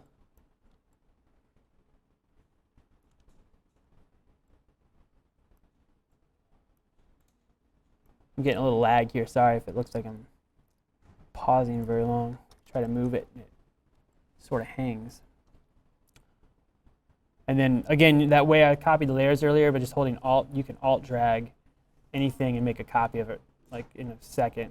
So that's a big time saver. If you just want to make tons of flares, you have a giant building, and you can see lots of interior lights on, and you want to add a little bit of pop to some of them. You make a bunch of tiny little flares and just put them in appropriate spots, and it really helps out a lot. Let me move these things down off the screen for a moment. I had to do this before.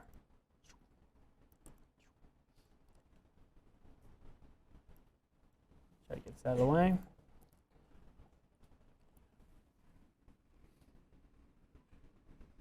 Let's see. So I got my flares here. I'm going to group all these things together in case client hates them. Sometimes they love it. Sometimes they want you to kill them immediately. Kill the flares. Those are terrible. My eyes are hurting. All right, so we got flares. And you can get into little details kind of on these interiors. Just I have some funky masking going on here from earlier. I'll take care of that in a minute. Somewhere. Move my cable. If you're on the lasso tool and you need to cycle through the different types of lassos, the Shift and L will give you your different, your angular lasso and your magic magnet lasso that kind of will just grab onto everything. Is real handy, which I don't need right now. But I'm going to bring a little bit of attention to these photos. I don't know what these weird light spots are. It might be something from earlier. But this is something I would probably call out to the 3D team during the course of the day. I would say, what the heck are these? Which they're probably in my Photoshop file right now, but for the sake of the demo, I'm going to pretend they're in the Max file. There's something crazy on these desks. All right. So just going to give a little bit of puffs of highlights here and there just to kind of, oh, not that, sorry.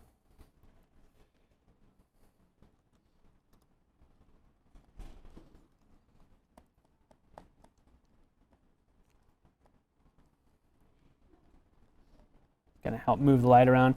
I mean, if I was getting really particular, I may go in and even detail these little seats out so the little areas felt more like draw your eye more to the seating area by lifting up the fronts of the chairs and darkening the backs a little bit. And this is, I'm going to go a little heavy here for the sake of example.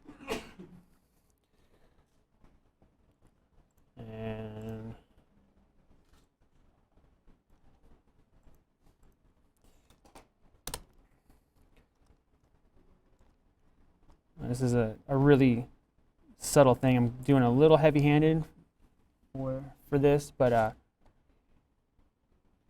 by putting a little bit of light on the top and on the front, it makes your eye kind of hang in these spots a little better and not look quite as busy, because all these chairs and chair legs and tables and the table legs and the green and the red are a lot for the eye to take in. So if you can kind of dumb it down just a little bit, give some spots to hang out. It can help a little. These are really rough. I'm doing this quick. Let's see what I've got here. This is darken stuff and lighten stuff.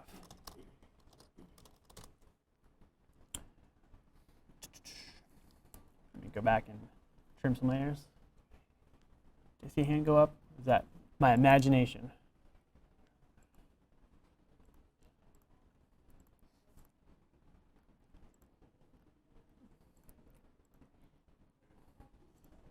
Yeah, here we go.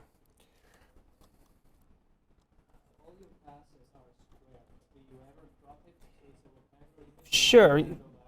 We do crop them, and a lot of times when we start out, we have a lot of images that are square when we start. Just some back to if the client doesn't quite know what they want to see yet. If we have a pretty good idea going into it, if they want a vertical image or horizontal, we'll make it horizontal or vertical. But we do have quite a lot of square images we start with, right? On just they're easy to crop in. Like they say, we want, you know, this thing to not have all this stuff in the front. Want to direct the eye up a little bit. You know, make a little crop layer. We wouldn't crop it after the fact. We would just leave it as is and then keep working with the layers. But you know, this works pretty effectively. We can crop in whichever way we like and have room to play. And do like a vertical thing, and it gives you a lot of range. And it's good for the clients too, because if they're doing brochures and you know they have a little vertical layout, or they can gives them a lot of room to play as well. And a lot of the times we end up cropping them to what we think is going to look best, and we say this is our idea of what looks good. And sometimes we just pass it along as is, and the client can do as they wish. Hello. I see that most of the work that you're doing right now is, or all the adjustments are done through the layers. You very rarely affect the main image, right? Which is great. But let's say that you want to adjust that you want to do some dodging or burning of the image. Is there a way to do that through masks? You can do it. There's a few ways you can do. Basically, you can make a new like a black layer, and I think it's a color dodge. And if you make white, use a white brush. Let me see. Where's my brush? Is it on? Sorry, my key shortcut was not working for a moment. So this is obviously turned way up. Let me turn the opacity down a bunch. But you know, this is kind of like gives you the burn and dodge sort of work without ever touching one of the main layers. It's just an overlay. And there's one of the other ones you can use for the dodging. But yeah, if you want to really give your lights a little bit of blowout and a little bit of extra glow at the top. Whoa, sorry, a little too much, but you get the idea. But it's just a black layer on color dodge, and you could just use white. And I think if you use, I don't really mess with this too much, but if you use some color, I think it has effect too. You can like warm it up quite a bit if you do it with a color.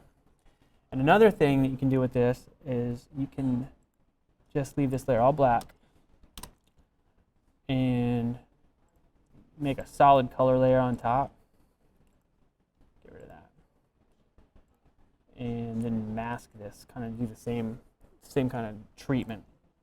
Mask the lower layer, but then if you want to change the color, if it's too warm, you want to cool it down or whatever you want to do, you're not set to some fixed layer. You can just come in here and swap your colors, which can be super, super handy, you know, if you're going for that look. But just a little cheat, and that way it's pretty much non-destructive. You can go back and adjust it really, really easy. And when you're using these layer masks, I don't know if anybody ever uses this, but if you use the backslash, it's kind of like a quick mask that you can use in a layer mask, so it shows you where you've been. Sometimes you're working in a document and it's really hard to see what you've masked off and what you haven't. So the red, oh, sorry, my pen is dropping off here. The red will be what's masked, and so you can see my little blue. This is good for doing like bounce light. It's getting a little extra light color in there. Turn this down a tad. But yeah, you can make it any color you want. And easy to change it, warm it up. Another one I like to use that kind of has a similar effect. I really like just the photo filters. If I want to do a general warming or warm like half of the image without affecting the other half, I can, let me see, I'm sorry. There it goes. Lost my menus for a second. I'll select by value, which if you control click on the RGB, it basically selects based on value for your whole image. And I will use that for my mask. And it'll just warm up the light areas, or I can reverse it and cool down the shadows if I want to come in here and go to cooling. You can do this with a color overlay or any of these kind of layers. And it lets your highlights be warm. And then you can do a curves on the mask itself and tweak that any direction you like. You can get more blue in your light or less depending on which direction you take it. Either way, it's very handy. There's heaps of those little adjustment tricks that I use constantly, and it just depends on the image, what I'm going to use. For painting in shadows, when you don't have, like if you don't have a GI pass, you need to paint shadows, a solid layer. I got a menu at the bottom here. Solid color, generally like a pretty desaturated bluish. Put on multiply. Gives a color that's pretty close to what you get in the GI pass, which I don't know why this isn't. There it goes. So if you have to paint people shadows or anything, I put this generally 65% roughly. That's good. And then you can set it next to a shadow in your scene and just adjust it a little bit until it gets really close to the color. And it's a decent way to draw in shadows if you need to. It's a little cheat. All right, let me see here. I'll go through some of these layers and see what I need to clean up. But this actually went through multiple iterations with this artwork, where the last I had seen this image, it was like some completely different artwork on here, and I'll show you where we were at when I last had it. And then this final stuff was done after I had it. So this is the first time I've seen this giant, crazy painting. I don't know what this is. Like some weird monsters and some little kids.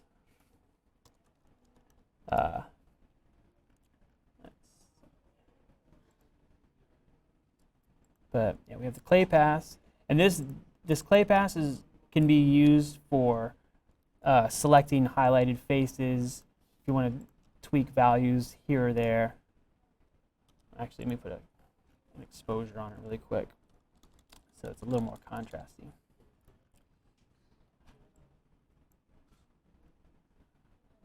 And this is basically a texture or a render done with a material override, just a gray material over the entire model.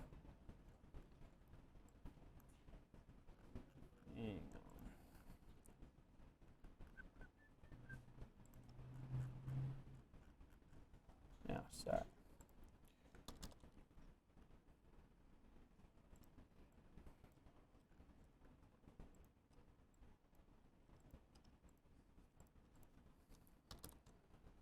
top.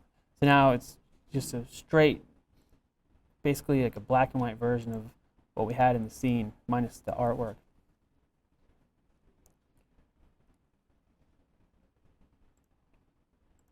You can turn that off, and if you want to, pump up some highlights where the sun's hitting or something, and kind of blow it out a little bit, it helps to do that. And again, this is actually another area where some Z-depth could come in handy for a scene like this.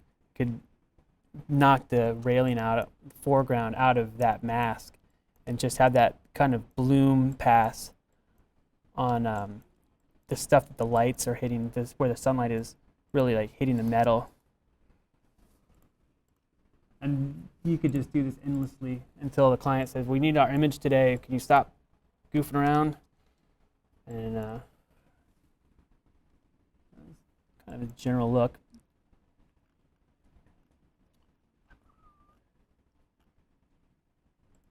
All right. We go through these. A weird layer in here that I'm going to try to address because there's some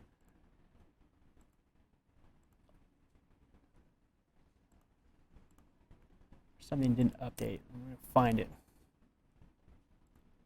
Lights on. It almost looks like our lights on pass might be from an older version.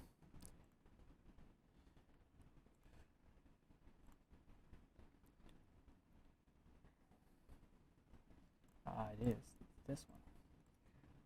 That's what happened. There we go.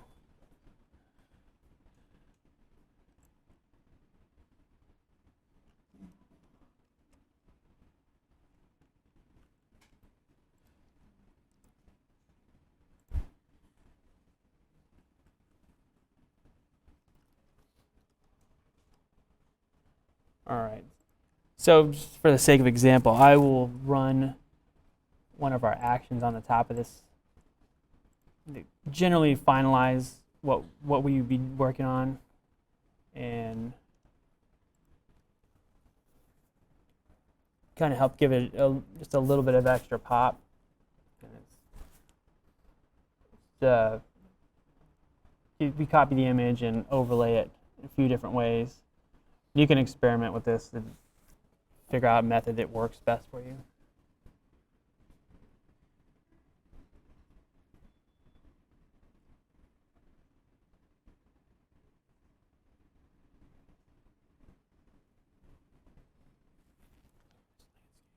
Is that landscape?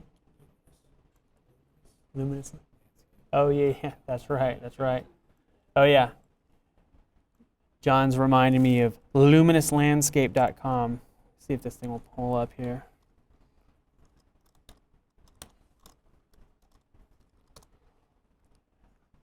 There we go. Now, this site has all kinds of handy Photoshop tricks.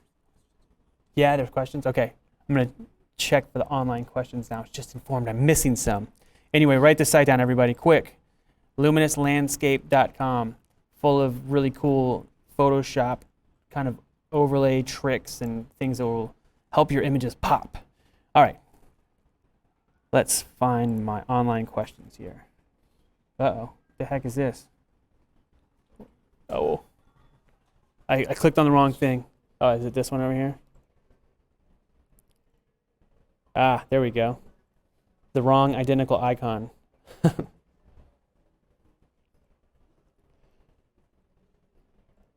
Ah, here we go. Lots of questions.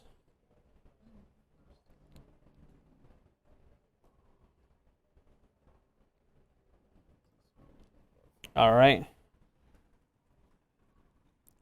Muhammad asks, what's the best way to do light rays? I think I did this one earlier. Oops. Let's see. Where's my next one? I just jumped down way too much. Do you use a color wheel to balance color composition? Oh, I'm sorry. To balance the color combination, or it depends on your artistic taste for the image.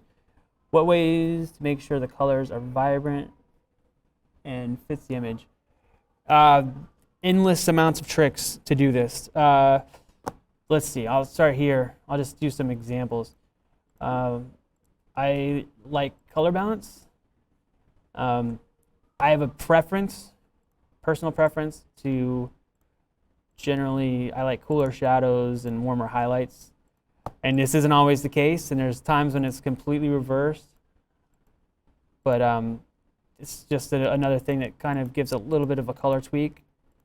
It can be real nice. And you can see my numbers. I keep them very low. I don't go very far with this at all, ever, when I use it. Another trick that is a hit or miss thing, but sometimes it can be, is really, really good way to kind of see your work in a new light, is I just go to curves and I hit auto and see what it does. And sometimes it's terrible, but every once in a while, it'll give you a little bit different take on it than you would initially expect. I'm sorry, I just remembered the older version of Photoshop actually did auto for the entire RGB, and there's probably a way to set that here, but the newer versions only do your initial full RGB curves, but it used to do the red, the green, and blue, all of them at once. And let me see, I'm going to reset this here and do a quick check, see if there's a way I might have to do auto per channel, which it actually doesn't look like it does anymore. It used to do the whole thing. In Photoshop 5, it would do the full RGB. It would give you almost a slightly different color scheme on your image, and it was very neat, but they've changed it, unfortunately. Let me see if there's a way that I can do this here.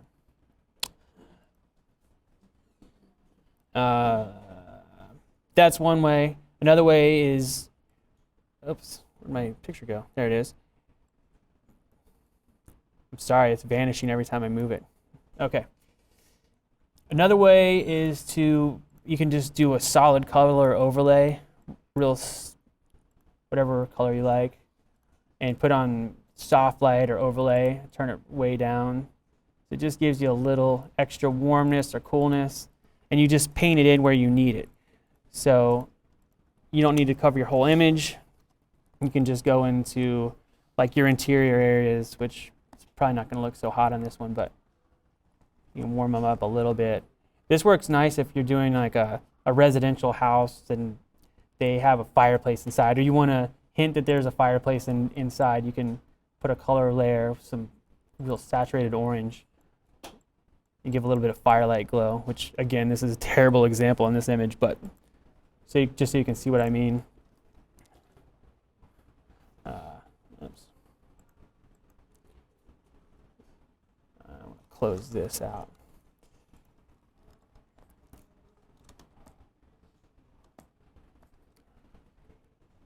But yeah, I can do color. This works really good on, I don't know, a lot of exterior kind of buildings. I like to do a gradient from like blue to orange, just random, and put it really, really faint over the whole image.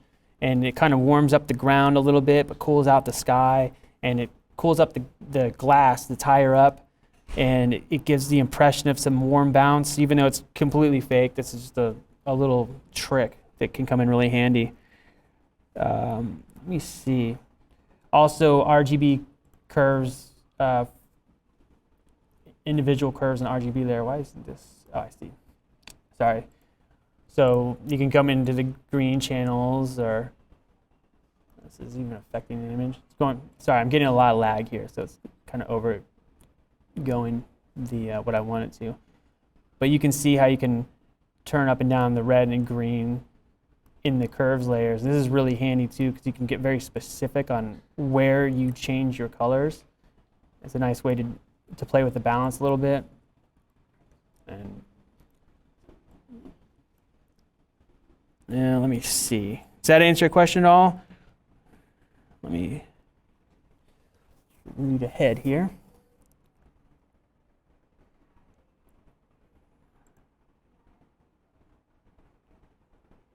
Is this the same one from before? Yeah.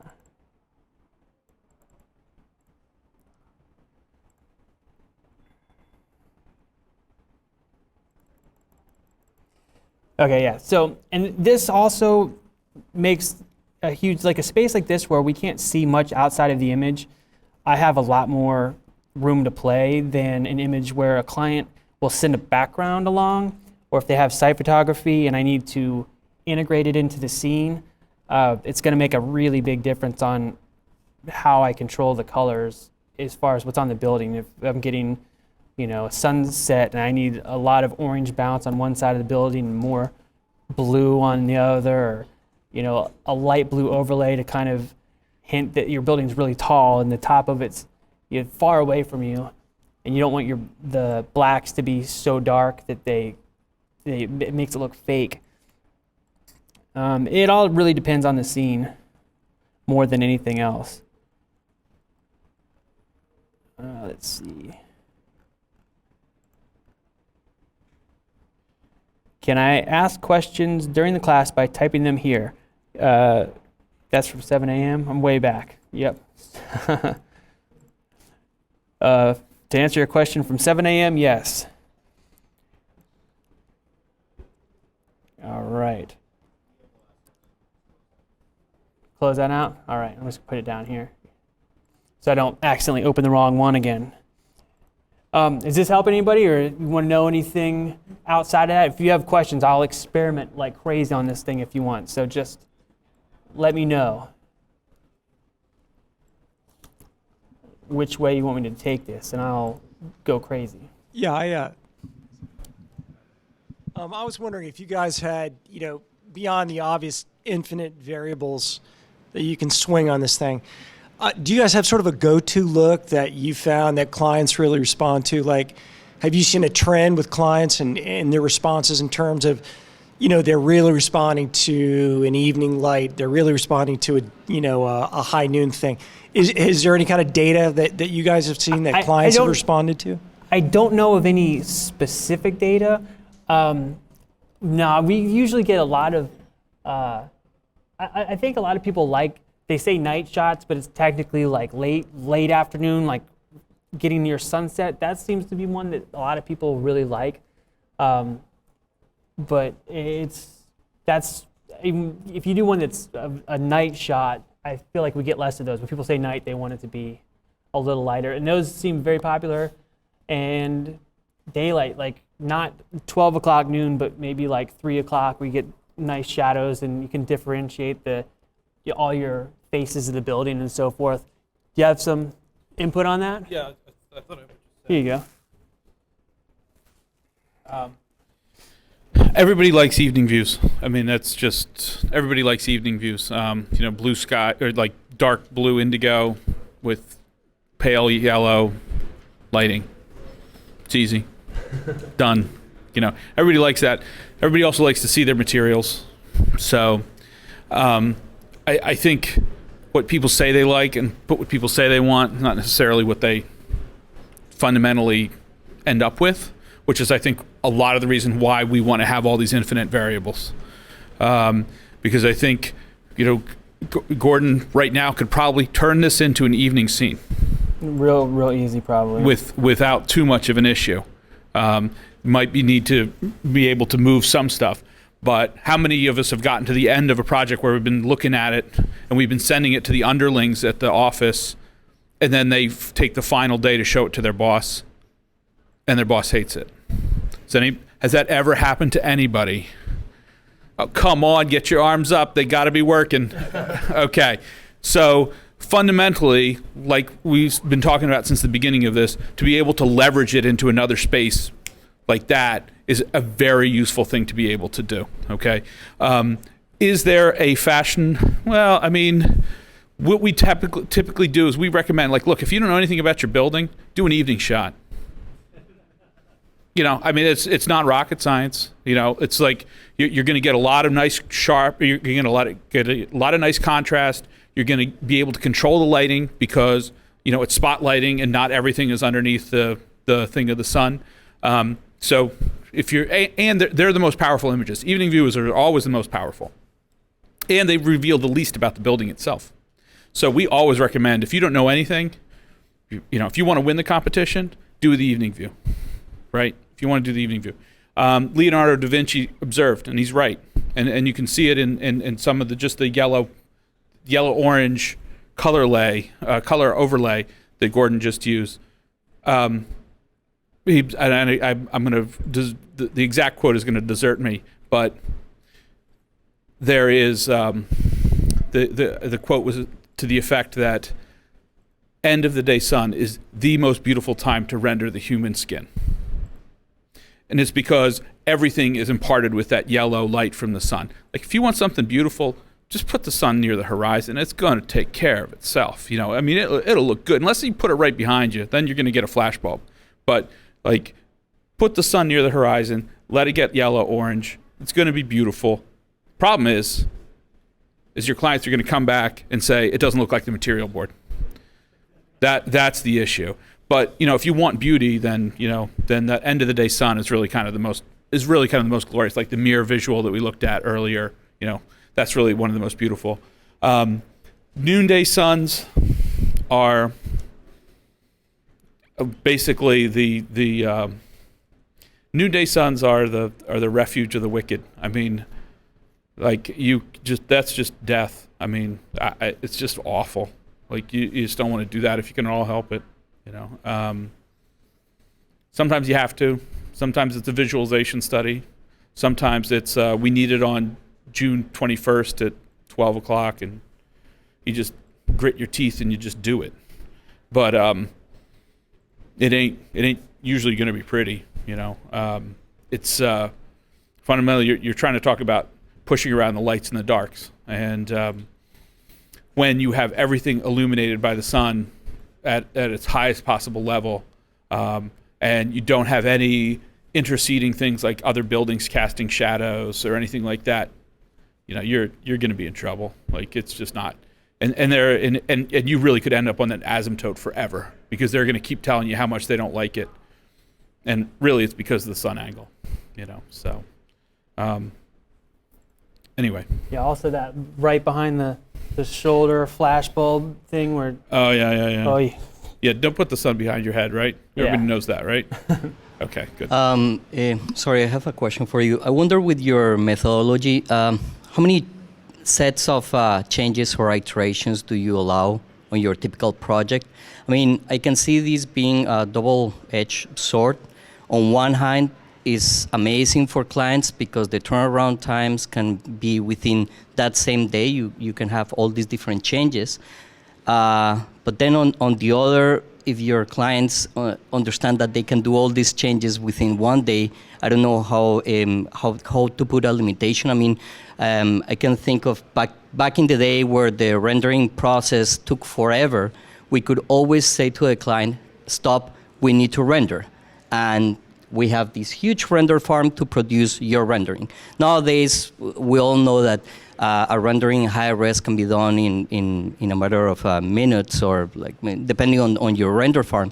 And with the flexibility that you have, you're allowing for architects to have more and more changes. So how do you deal with this so that it's still a business? If they have a deadline, I mean, right? I mean, like I said, to go back to the original, have you ever met a client that if they had more time, that they didn't give you more notes? Have you ever met that client? Because if you have, then I'm going to try and steal them from you, okay? Because fundamentally, like it or not, there are a few geniuses. There are a few geniuses out there. People get paid, and the geniuses get paid for what they just bring to the table. I think we bring a lot to the table. I don't mean to diminish, our artists or our method or anything. I think we bring a lot to the table, but fundamentally, I know I do not have the ego to go in and tell my clients, no, you said that date was done. It's set in stone, and go pound sand, right? I don't have that ego to be able to do that. So I think that I think the question comes back to done. When is it done? When is it done, right? There needs to be a recognition that if your client still has time, they're not done. They're not done. Now, you can say to them, but that's no excuse for you not being a businessman.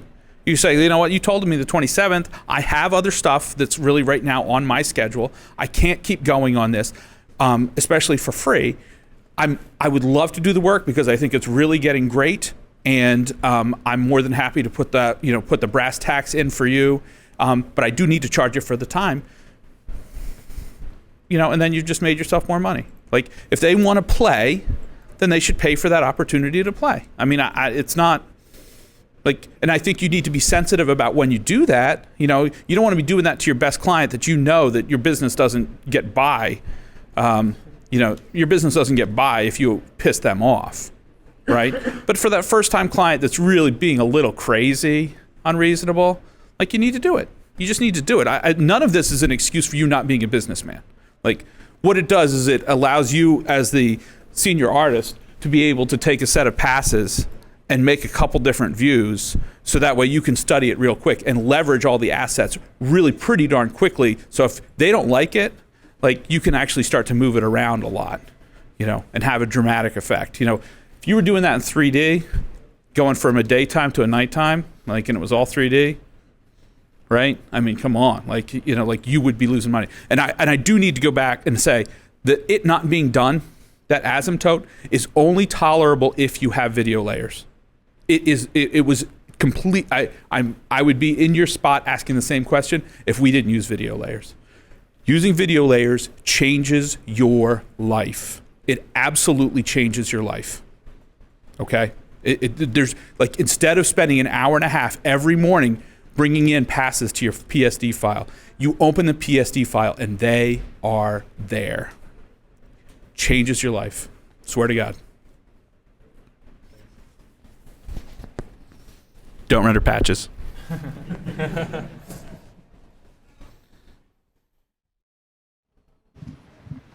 You talked. Is this on? You talked about. I know it's a good hack to zoom out to be able to quickly judge values. Yeah. You can zoom out and you can get a really quick idea of contrast and values. Do you have any tips as far as quick tricks for color balance? Judging that. It is tough. I have a tendency to. I like stuff like overly saturated. I like to view other people's things that are a little less saturated. So it's a taste thing more than anything else. And honestly, it's kind of weird. Like, what I like to make, and we have clients that like the things that I make, even though I tend to gravitate toward other people's stuff that's less like my own. Does that make sense? So it becomes no. I mean, like, unrealistic lighting actually makes it moodier. It makes it a more definitely. Emotional image, but you don't always have the opportunity to do that depending on who your client is. Exactly. Sometimes it's got to be a little more reel it in, you're going too far. That's, but I don't know. I mean, it's pretty much all fake. That's the thing, again, with viewing these video layers, I could go scrap all that daylight stuff and go to just the GI pass and fake in like these values. And with the colors, I let me see where my overlays I just made. I mean, these are relatively saturated, and I could turn that down quite a bit so it's not quite so unrealistic. And my preference is to usually go overboard and then have somebody pull me back, like, Gordon, stop. You're breaking everything. So you can reel it back a bit. But I like these, just a color overlay on soft light. Just you can control the percentage and kind of give you some bloomy color. And then just at the end, you can do a hue saturation layer on the top and utilize these individual layers, because if you just knock down the master, it gets it's too gray scaly looking. But, like the yellows look too bright to me in this. The yellows are too saturated, so I can just turn down the yellows and maybe the reds just a tad. And then my blues kind of stay in the same place. And I don't know what it looks like up there. Let me make it a little bigger, so I'm not being ridiculous here. All right. And so, you can kind of see it. But I don't know. Is that help answer your question at all, or are you giving more toward anything else? It's subjective, is what you're telling me. It's completely subjective, and between different artists and different clients, and it goes back and forth. And like I said, like I tend to initially make things much more saturated than they probably need to be, and then if I don't reel them back myself, someone else usually will. Like having people watch me work is strange for me because I'm used to experimenting a bunch and then not showing anybody until I'm like, this looks decent, So having everybody see me go through my phases it's interesting for me. But yeah, it is totally subjective. Client may love or hate what you do, so you just kind of base it on, if you can hit a middle ground. Sometimes you can push it a little bit and see if they like it, and if they don't, you can just reel it back a little bit. But it's very easy to do. It took all of 15 seconds to go from an overly saturated, very cartoony to a little less saturated, a little bit more realistic kind of scheme, So it's easy to adjust, I think, and it's all relative, And there's a ton of other tricks here. I think I got an online question here. Let me look again really quickly. If I make sure I didn't lose this.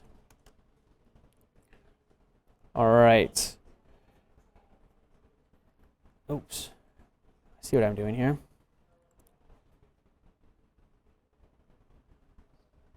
Got a couple here.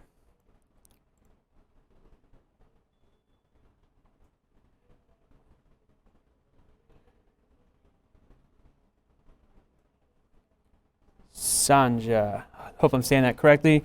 Could you please show us how you would add some people?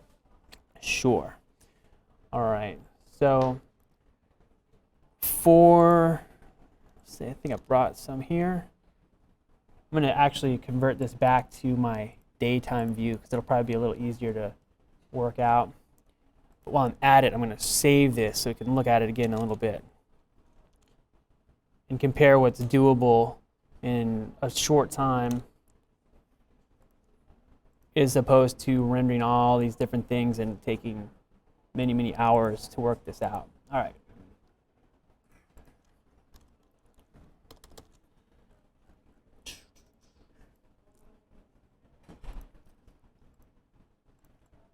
So I'm going to clean up a few of these junk layers that I made. Don't want that.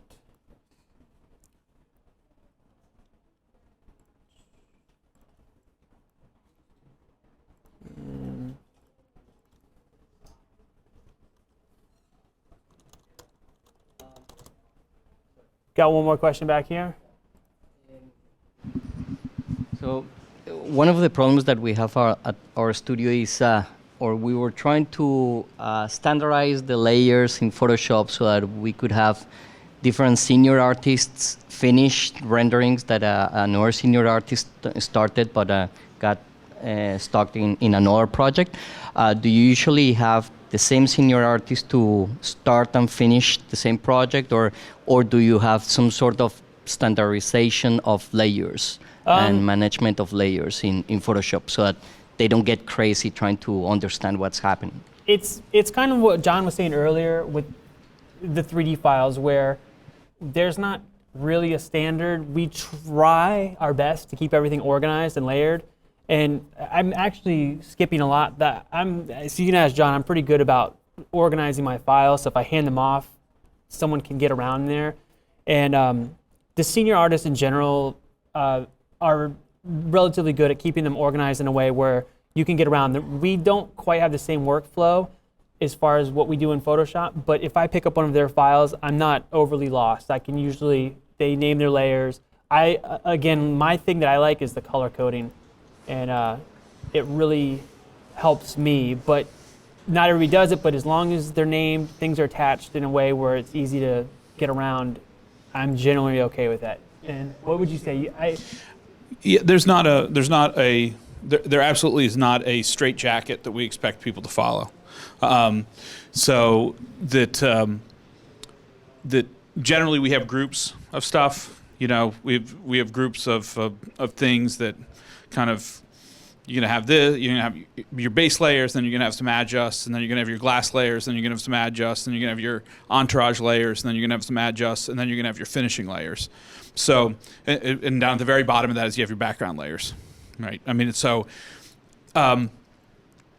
some people decide to put masks all the way up at the top because that makes life easier for them. Some people like to have the masks in the various groups with them. Generally speaking, we encourage logical Photoshop files. Like, even if you prefer to work it in a certain way, inevitably there is a real emphasis on making sure that it is understandable. Now, we do like to let people work the way they want to work. In the same way with the XREF files, we're not strict about it because we know different people like to work different ways.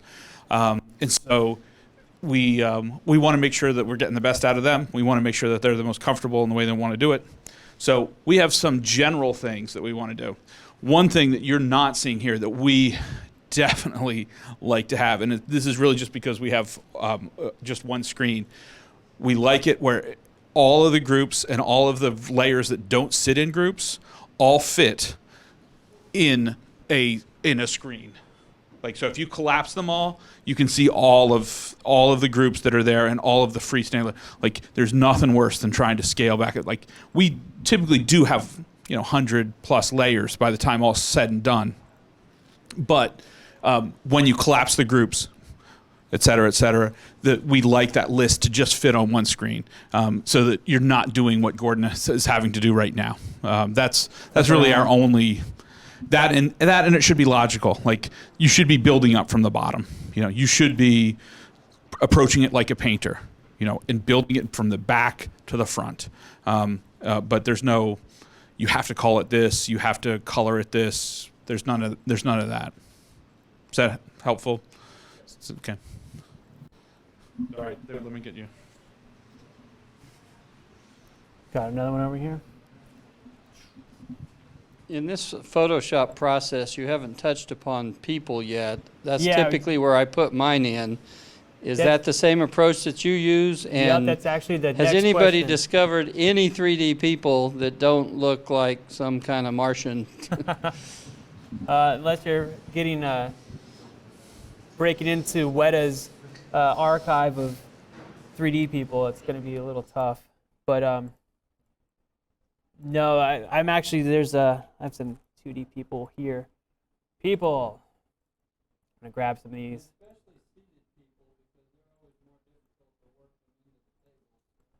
Yeah, that just becomes a lot of hand masking. Actually, with the railings on this, I might be able to I'll do some by hand. It's kind of what I'd end up doing with tables anyway. Whoops, not what I wanted to do. Let's do this. Okay, there it goes. We have no magic for you. We don't have any magic, David. I'm sorry. Sorry. The what we do have is that you can put them in earlier in the process. yeah, Right. a couple good tricks. This guy will be.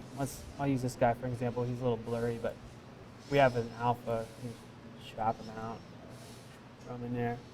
He's gonna. Let's make him do something crazy. Oh great, what I do?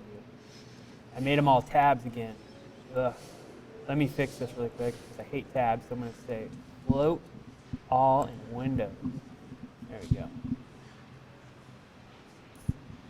While we're on the topic of people, there's also then the topic of shadowing the outdoor people.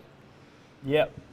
I might be able to open another one if this example isn't good enough, but that GI path that we showed earlier, it's right down here in our layer stack. It's not working right, though, is the problem. It's a little. It's not the right cast. It's not the right sky on it, but it's this is kind of what we generally use. It usually gives very accurate shadows on our scene, but fortunately, I have started putting some 3D people into my scenes, not visible to camera, and let them cast the shadows, and then just placing the Photoshop people where the shadows occur. Boy, that works as well. So we do 3D people. I've done similar things. I've cheated like that before. That people invisible XREF works at Champion, doesn't it? Yeah, excellent. I'm just joking. One thing that is really handy with people that for doing 2D Like we got this random guy here. If you've never used the puppet warp tool, let me see, where am I at here? Puppet warp. This is the handiest thing. If you need to move somebody's arm or somebody's leg is goofy under a table or not sitting quite right, you can, you can pose their leg, give them a knee. Nice. And, if you need somebody walking, this is a terrible example, but if you need somebody walking up a step or, doing a head spin. What are you in? What is this? It's called Puppet Warp. It's under Edit. Puppet Warp right here. It came out in 5, and I use it for all kinds. You can use it for trees, for anything that you want to bend around and kind of reshape. It's very handy. So like, I want this guy to look up. It does some warpy stuff. You kind of might have to correct him a little bit.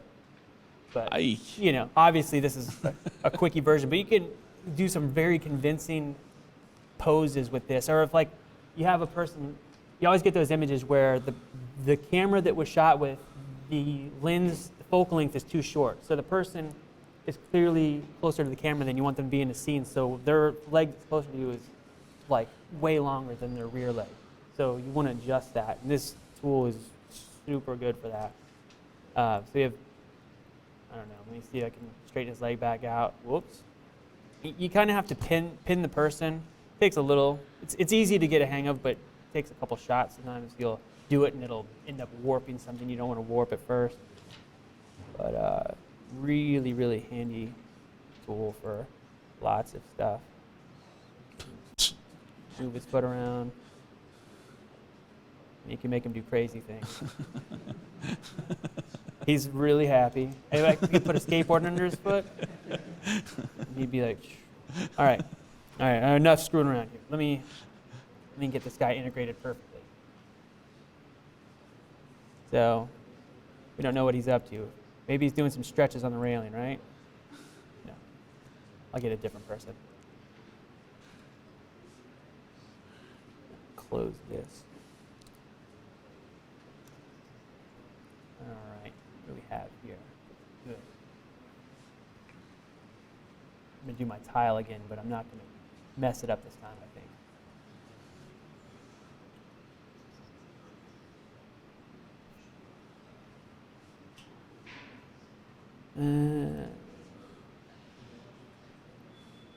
And this is actually kind of a good example of people that are too close to the camera and they get their feet at these weird angles. Those are good ones to adjust with that tool. I'm probably not going to use this as an example for that. Let's see. This lady's going somewhere. This guy's going somewhere.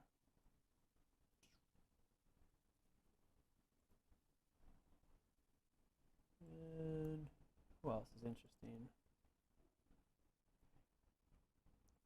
We have, obviously, I'm sure most of you have some kind of libraries of just tons and tons of people.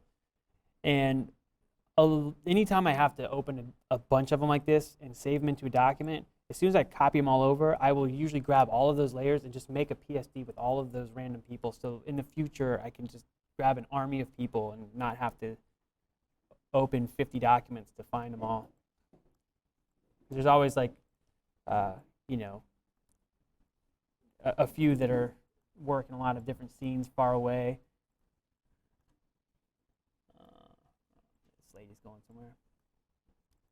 All right, that's enough.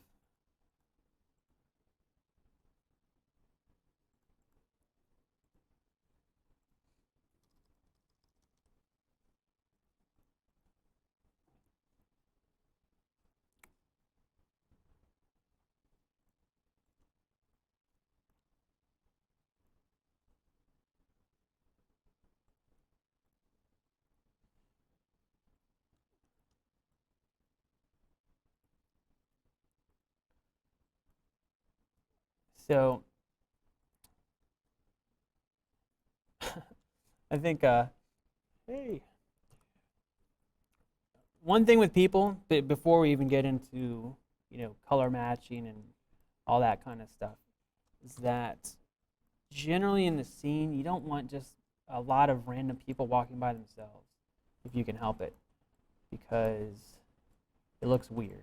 If you get little clumps of people together, little groups walking together, it seems to be a little bit nicer. I don't know what this guy's up to. I'll put him inside.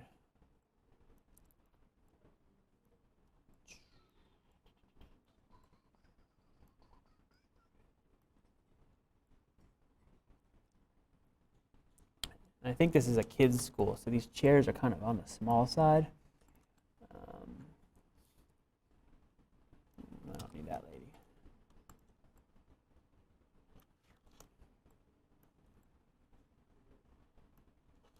I'll stick them back there someplace.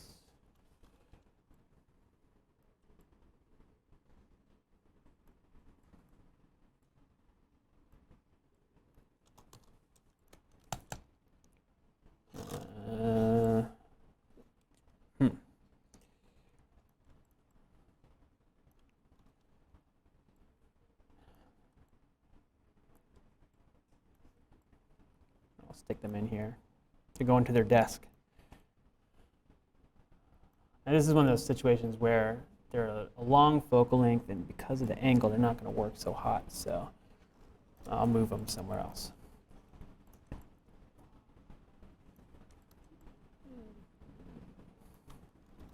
She looks deep in thought. Put her upstairs, admiring the view.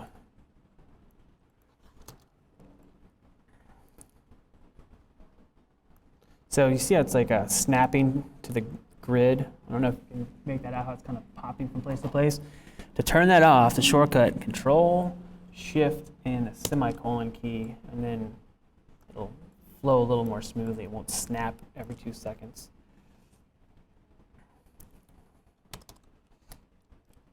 All right, let me gather up all these people here.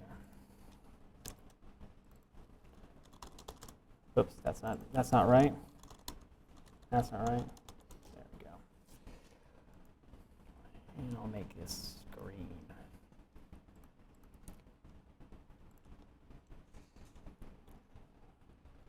All right. Another thing I like to do is select using Control and click. And once you group things, it won't do that unless when you're on the arrow, I change this to layer so that I can just click on whatever I want and grab it, and it saves me tons of time digging through layers.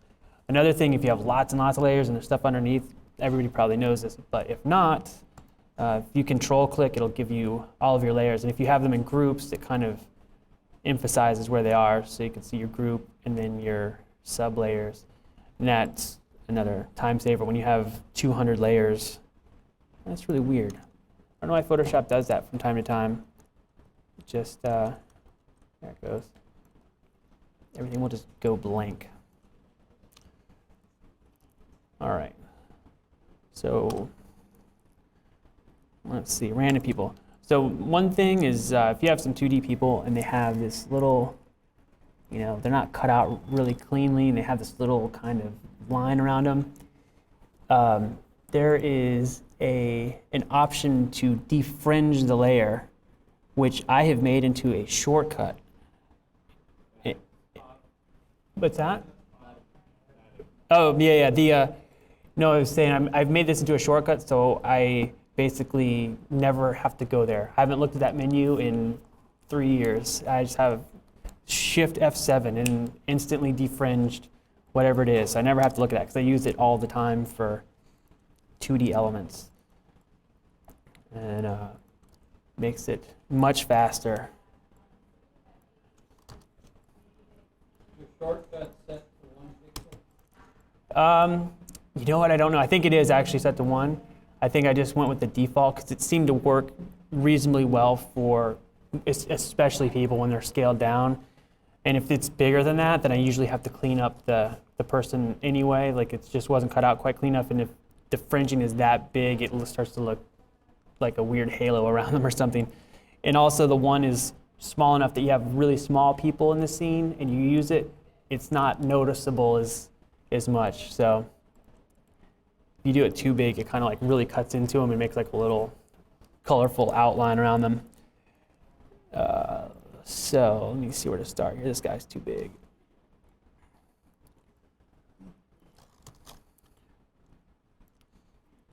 And I should have just made an action. I don't know if anybody does this or not.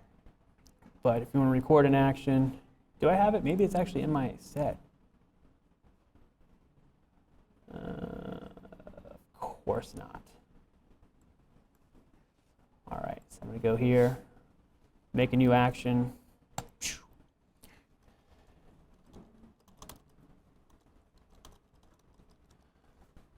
All right, and it's recording, little red light's on.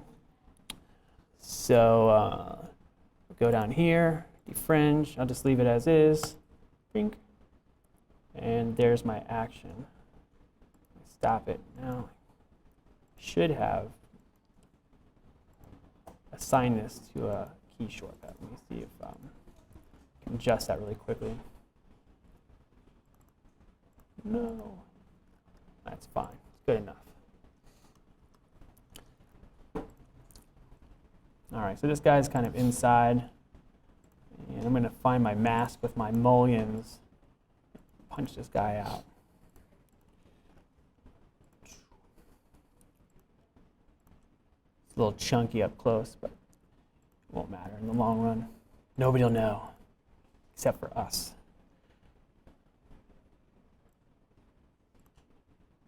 Where'd my guy go? There he is.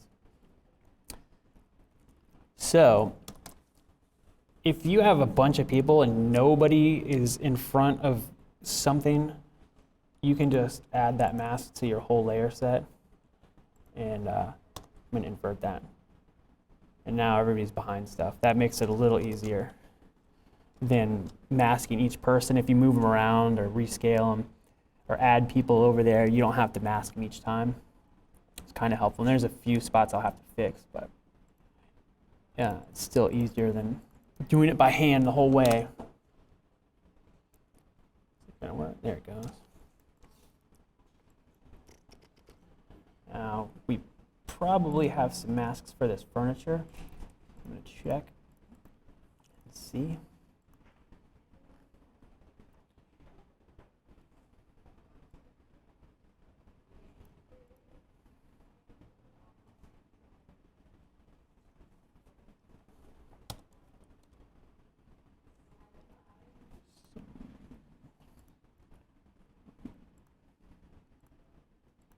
May not.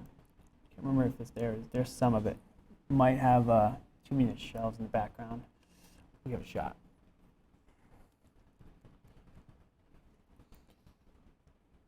Now again, you can break these up in so many different ways. So you can make every chair have its own ID to work off of, and give you a lot more masks if you really need them. Usually, if I see a document and seems like something I can Photoshop in just a minute without harassing too many people, I'll go ahead and do that. But not 100%. Knock out his leg there real quick. This guy's kind of inside. So now he's masked to be behind this stuff, but you can move him around. You don't have to worry about if you need to shift him or rescale him, and he's not affected. So now I'm back to my curves layer, and I attach it directly to the layer underneath using the Alt key. So, you make the layer, you hold down Alt, and when you click between the layers, it connects it. And that way I can, adjust him up or down, and it doesn't affect anything else. So generally, I end up lifting the blacks a little bit because he's not right in front of the camera, so there'll be a little atmosphere. And give you a little more contrasty. But I find if anything goes all the way to black in a scene that's not directly in front of the camera, it's too dark, almost always, unless even night scenes, if you have something that falls off completely black, it kind of just looks like overkill. Like this lady, that's too much, but let's get a curves layer on her. And I lift the black just a little bit.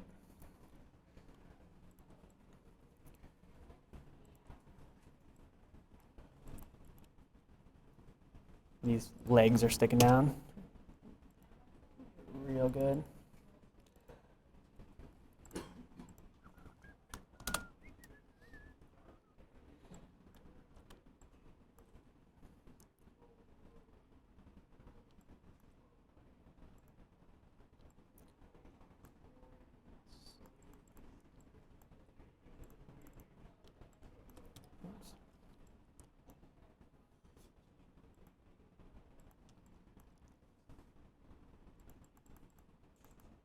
I wonder what she's thinking about.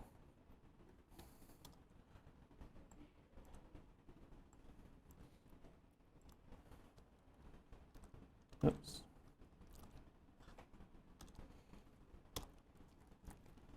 Over the rail here.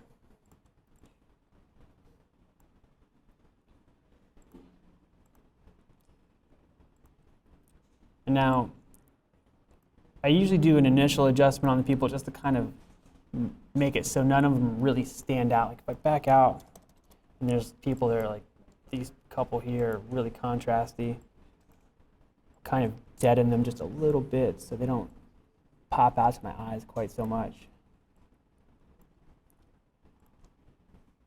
And same with these gentlemen in the front. Looks like on the screen up there.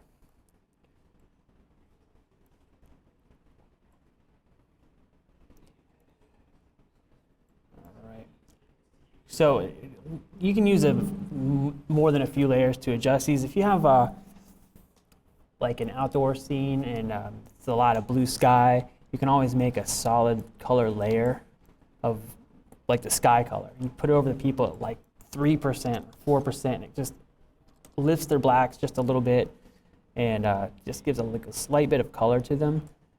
It makes them just sit in the scene a little bit better. Let me get this couple here. This guy's pants are still really, really dark. Foreground.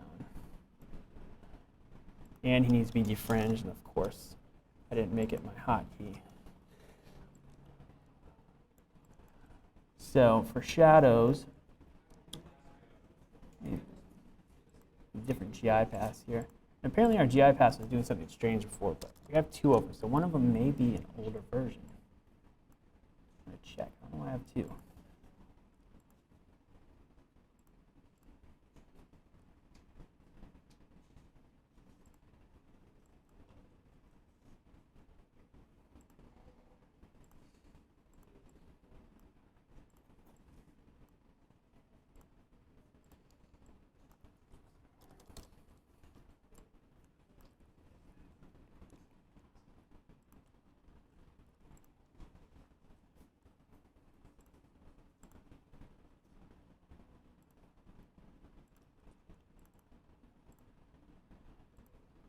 These couple are up here where it's very bright.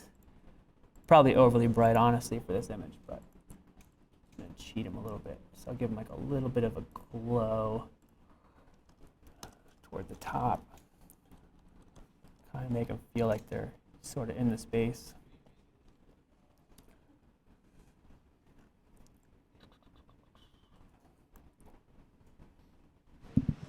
So just as a reminder, that GI pass that Gordon is working with technically is not a GI. I mean, like, there's not the GI element that you would have in V-Ray. What that is it's basically a skylight pass. So it's the scene lit without the sun and without the interior lights. So it's just skylight, just environment light.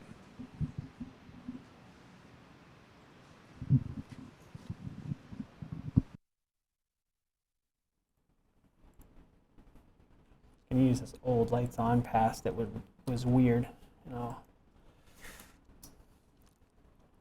Fake this. Now, some of the things for people's shadows, you could go in and paint them super accurate if you really want to do that, or there's methods of copying the person, laying them down, making a selection and kind of giving them a shadow. But I generally, 99% of the time, just paint a little shadow on the ground, and almost no one would know that it's not the correct shadow as long as you get the light direction correct and get it pretty close to the actual size. And I like to make a little flat oval here. Let me see. And this is another thing. I usually save a lot of these brush presets, like a flat oval and angled chalks and things like this. This is, I don't know if you can see how much lag I'm getting here. If I draw and I pick my hand up, see, it's kind of figuring it out, what's going on. So, sorry if it's not going directly where I want it to. Come on.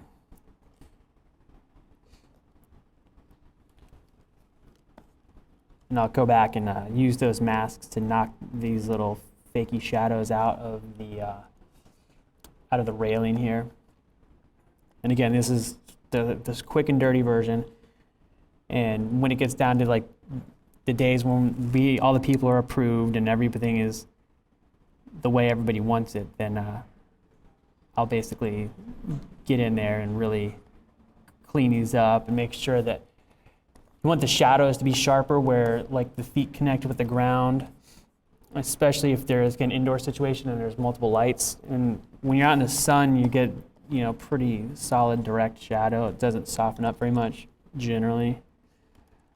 But indoors we have, I don't know how many lights here, so the shadow is going to be pretty minimal and pretty soft, except right at the point where they connect to the ground. Sorry, my tablet is not drawing here for whatever reason. There it goes.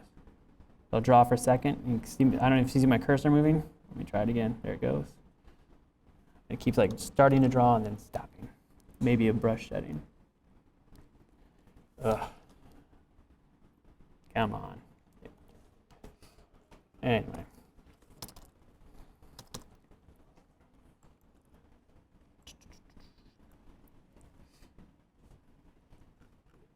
Where is my railing pass?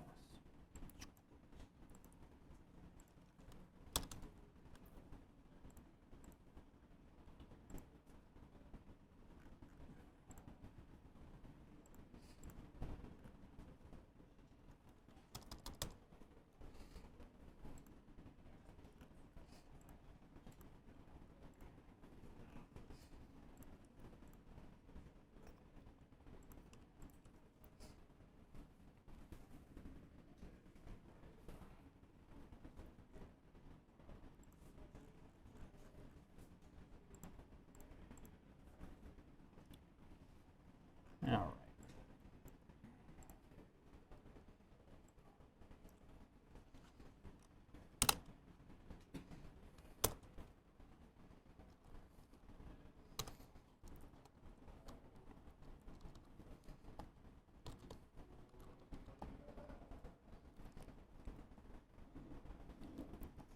So these people are kind of not going to have a lot of shadow.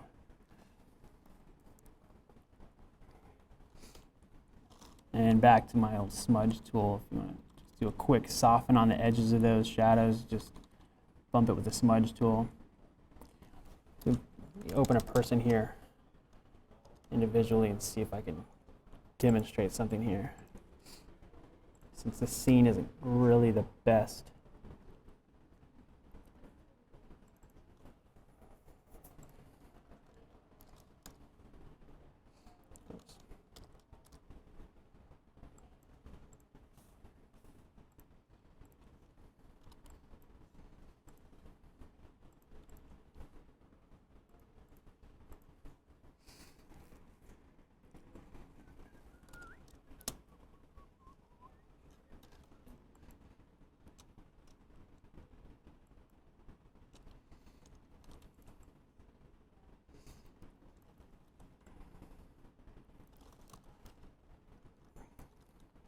So if I got my lady walking here, do my solid color.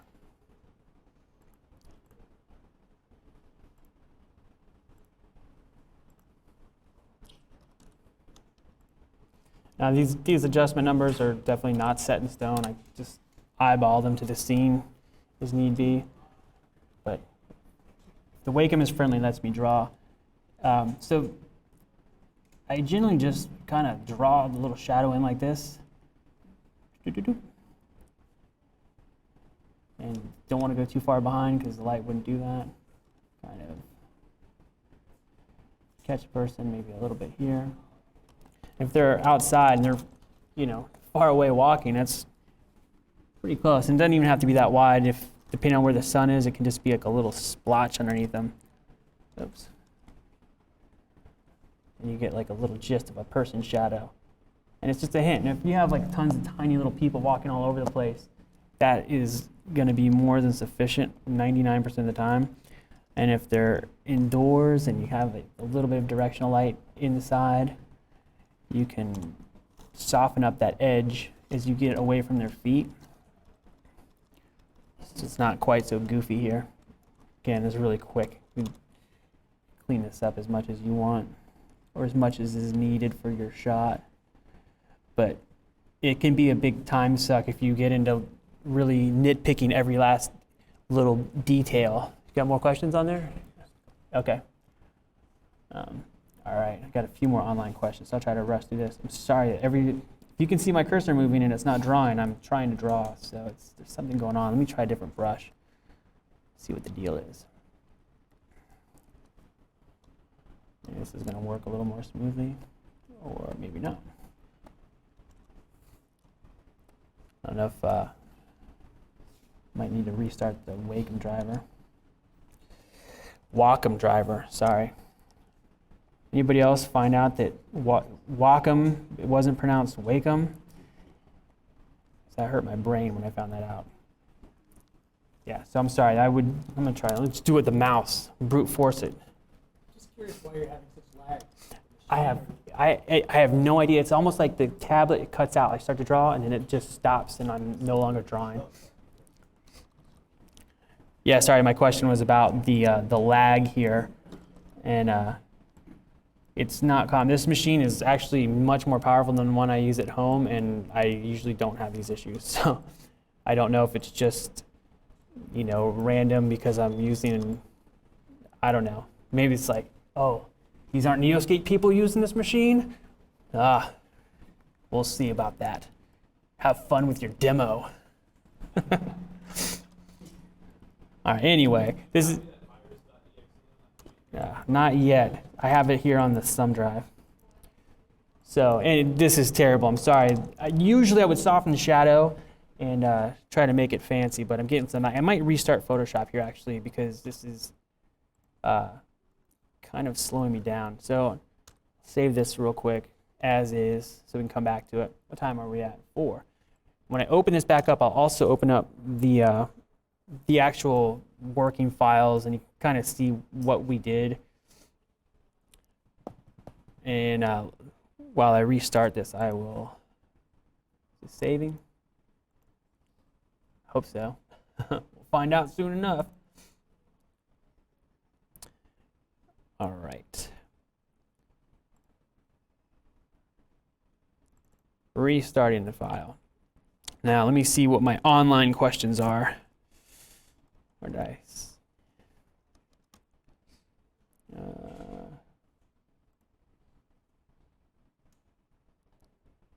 View questions. Where are my questions?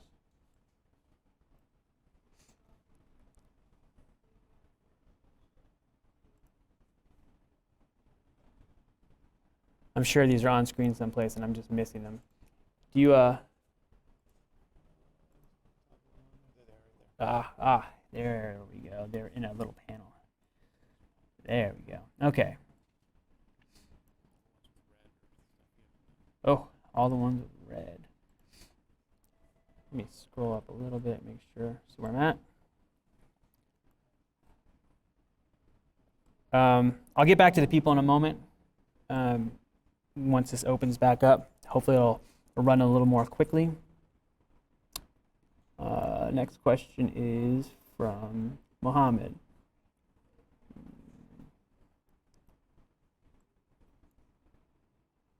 Please, that adds some people. How do you agree on images? Example, 2 images done in 2 weeks, or how do you agree on terms of work with a client in the first contract? John, do you know? Would you be able to answer that a little better? Do you understand what he means?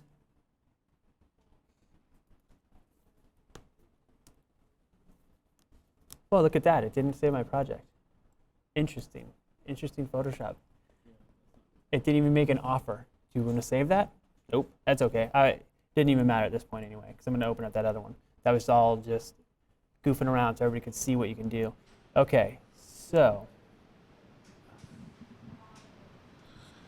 All right.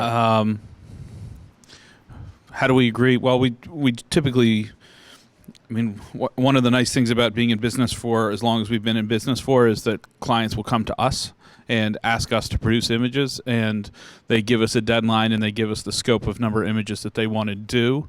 Then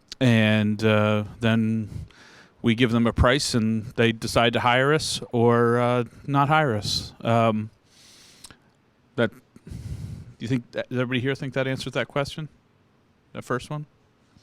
Okay. And I think that most businesses are probably in that same situation, Mohammed. You need to figure out what the scope is. We generally price per view, just because that's generally how I think the traditional illustrators kind of set it up. We don't really do the kind of, we'll do the 3D model for you and then take countless views. We can do that, but then in those kinds of situations, we just basically charge hourly.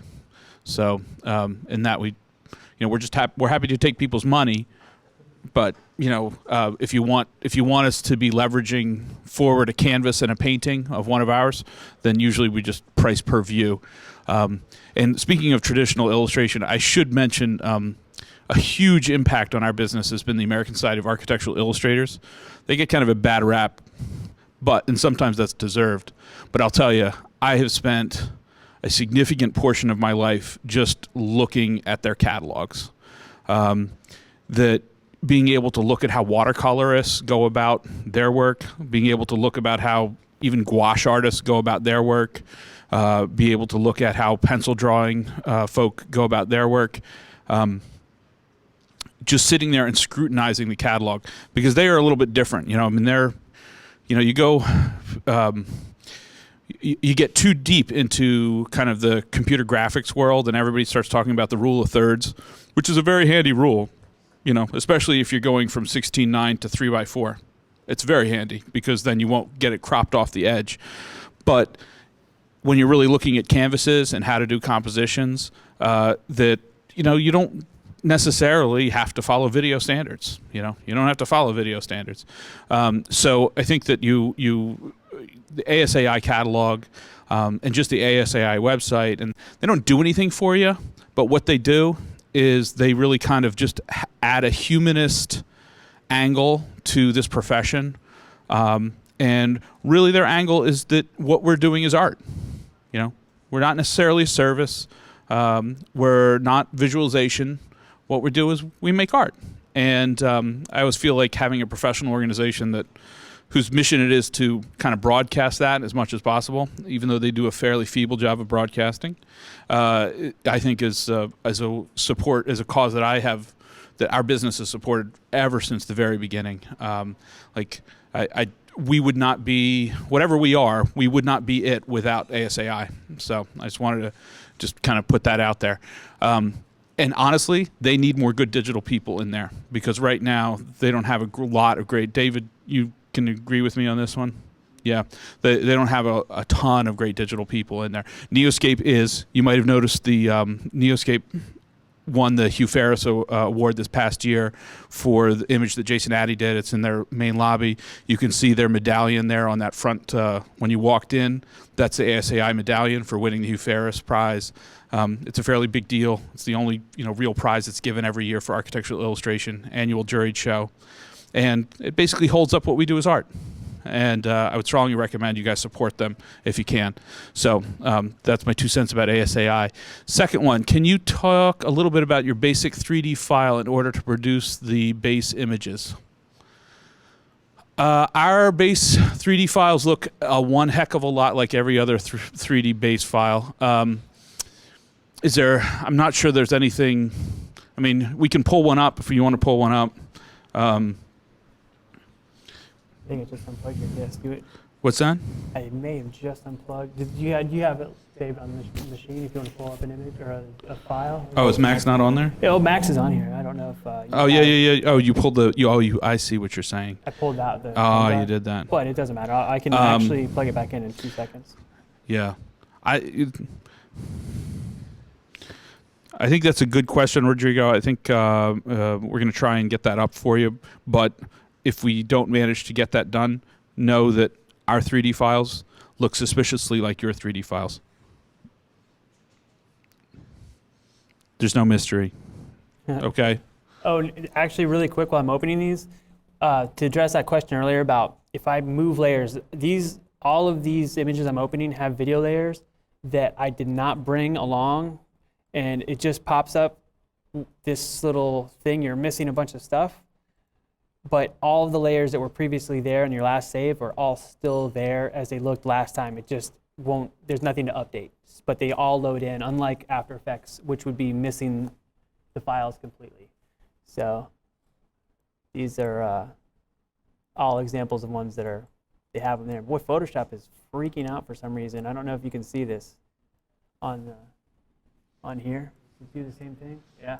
It's freaking out a little bit. Yeah, so. It's freaking out a little bit. So Mohammed's last question, can you show us a sample from your works and what you did on it? Mohammed, I think you're best off just kind of, certainly you've seen Gordon's stuff today, and you certainly just can check out our website, studioamd.com. We did the image, we painted the image. I don't mean to be callous about it. Maybe you can expand a little bit more on your question.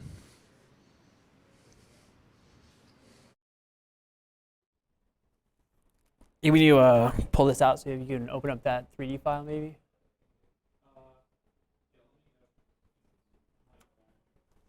All right.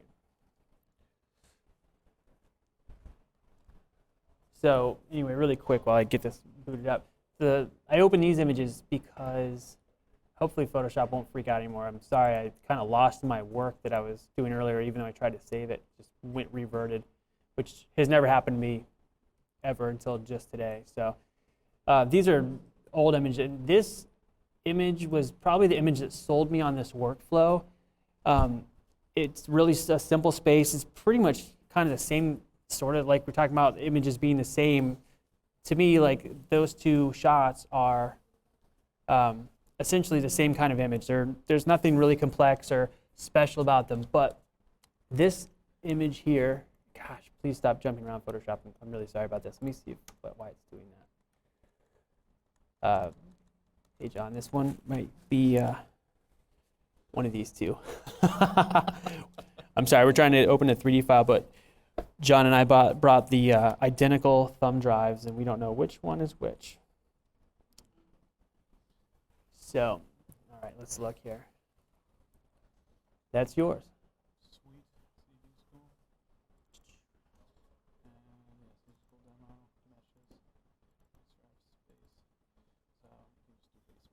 Base Max. What? All right, I got to open it through Max, I take it. Meh. All right. Don't save. Which one was that? This one here. I take it. CG School Demo. Images, extra. Base Max. There it goes. Keep the system. No. Yeah. Adopt it. Fine. It's missing some maths. But, okay, here we go. So, there it is, 3D model. And this is the base XREF, and the materials are not here, unfortunately. But we would have multiple XREFs, and the lights are usually in another XREF. Sight would be in another XREF. And they're all simplified. So whoever gets in here, they're in charge of this one, and someone else is in charge of plants.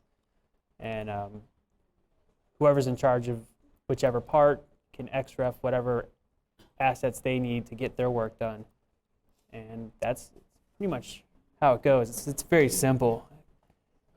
There's nothing really special about any of our models at this point. You know, we may get into materials and so forth.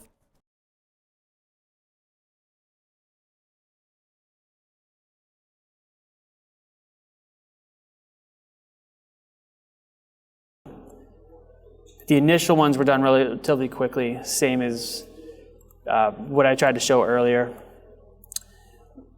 And so I'm going to get back to this one. This is the one that sold me, because this, not this iteration, I think I have the older version of this image, but the first iteration of this image, which looks almost exactly the same, except it had no people and it had some kind of security walk-through gate, but the rest of the image was the same as this, and it was basically all done in one day from the morning till the afternoon. It was turned in at like 4 in the afternoon, and it started out just like that, like this real super ugly, terrible render, but we had to have it that day, and it was our very first day to be able to even really look at it rendered. And so all this was done in Photoshop in just a matter of hours to get it to the client, and they ran with it until like 20 days later when they wanted to remove the security things and add people. So I remember that day being like, okay, I'm sold. All these masks and everything have just worked so flawlessly, and it was so handy, and I got so much done in such a short amount of time that that was it. From that day on, I was like, this is great. Because it took me, like I said at the beginning, I loved the concept of the video layers. I liked that everything was going to be updated, but to get into the groove of the workflow was kind of tough for me as an artist. I was very used to getting in the 3D file and having all the assets on myself. I could get in there, but it would take me, 10 or 12 hours a day sometimes to get the rough stuff out to the client, and they weren't even seeing, nearly as much progress as quickly. So, and I think with this method, you can, even though it's really quickly done, you can block in everything you really need to see so fast. And you can tell where there's stuff you can cheat on that you don't need to do in 3D because you've already done it in Photoshop. So it's like, do I really need to add a light there, or was that Photoshop tweak enough? And it just saves a lot of time, and it's really handy. And kind of all these were the same deal where they started out. Let's see if I could get the base. It's just, straight out of Max. And then with all the Photoshop, they go through a lot in Photoshop, and it's all, we bang through them, bleh, ugly. And I actually like this other, they did multiple finishes for this one. I'm gonna see if I got one of the other ones here. But these are all done in short deadlines, very quick turnaround. This is the same one we looked at earlier, and this is the actual first submission to the client, and then they changed it. They wanted some kind of metal paneling here. And so this is like the next morning, and this is just a wireframe. We got a test because they moved this little panel, and then the next update. And then this was the original artwork. This is actually, the artwork that they sent us was not quite placed to where they wanted, so they resent it. It moved just a little bit. And this was where I left it, is just kind of there. And then one of the, I don't know why I went back, junior artists took it over from here and added the different art. And it's no problem to get in the file and change those things when it's set up properly. Like any person in the office could pick it up and make the changes. So let me see. Do we have any more questions down here? Do you guys have questions at all while I'm looking around at these things? Yes. Oh, you get a microphone here? There we go. What resource do you use for your the 2D people? 2D people? Some of them we have shot ourselves, and some of them we've had since for a while, and some of them every once in a while we'll sit down in downtown, wherever. I live in Florida, they live in Providence. We've got just, stalker photos from like New York, people at Walmart, and so I'm in Florida, so I'll get Florida type people, you know, go to the beach or take pictures of people walking around, and I use a really long lens so I don't look too creepy and I sit far away. And then we've had people go to New York or here in Boston, and we just have libraries of people, and then we'll have either an intern, or if someone's slow, we'll say, you want to just mask people, and we just build it. And I'm sure that there are some really old ones that are from other libraries, but I don't have any idea. I wasn't involved with purchasing them, so I don't know. They're from somewhere. Do you have any specific libraries that you like that we purchased? Like, you know, when we run into a specific requirement, like, oh, it needs to be all tuxedo. Sorry. Yeah. When we run into a specific requirement, like we need all tuxedos or something like that, then fundamentally, you know, you're going on to Turbo Squid, just like everybody else. You know, there's no, we don't have a captive audience. We don't have a captive cocktail party going on in our back room every day, unfortunately, to take pictures from.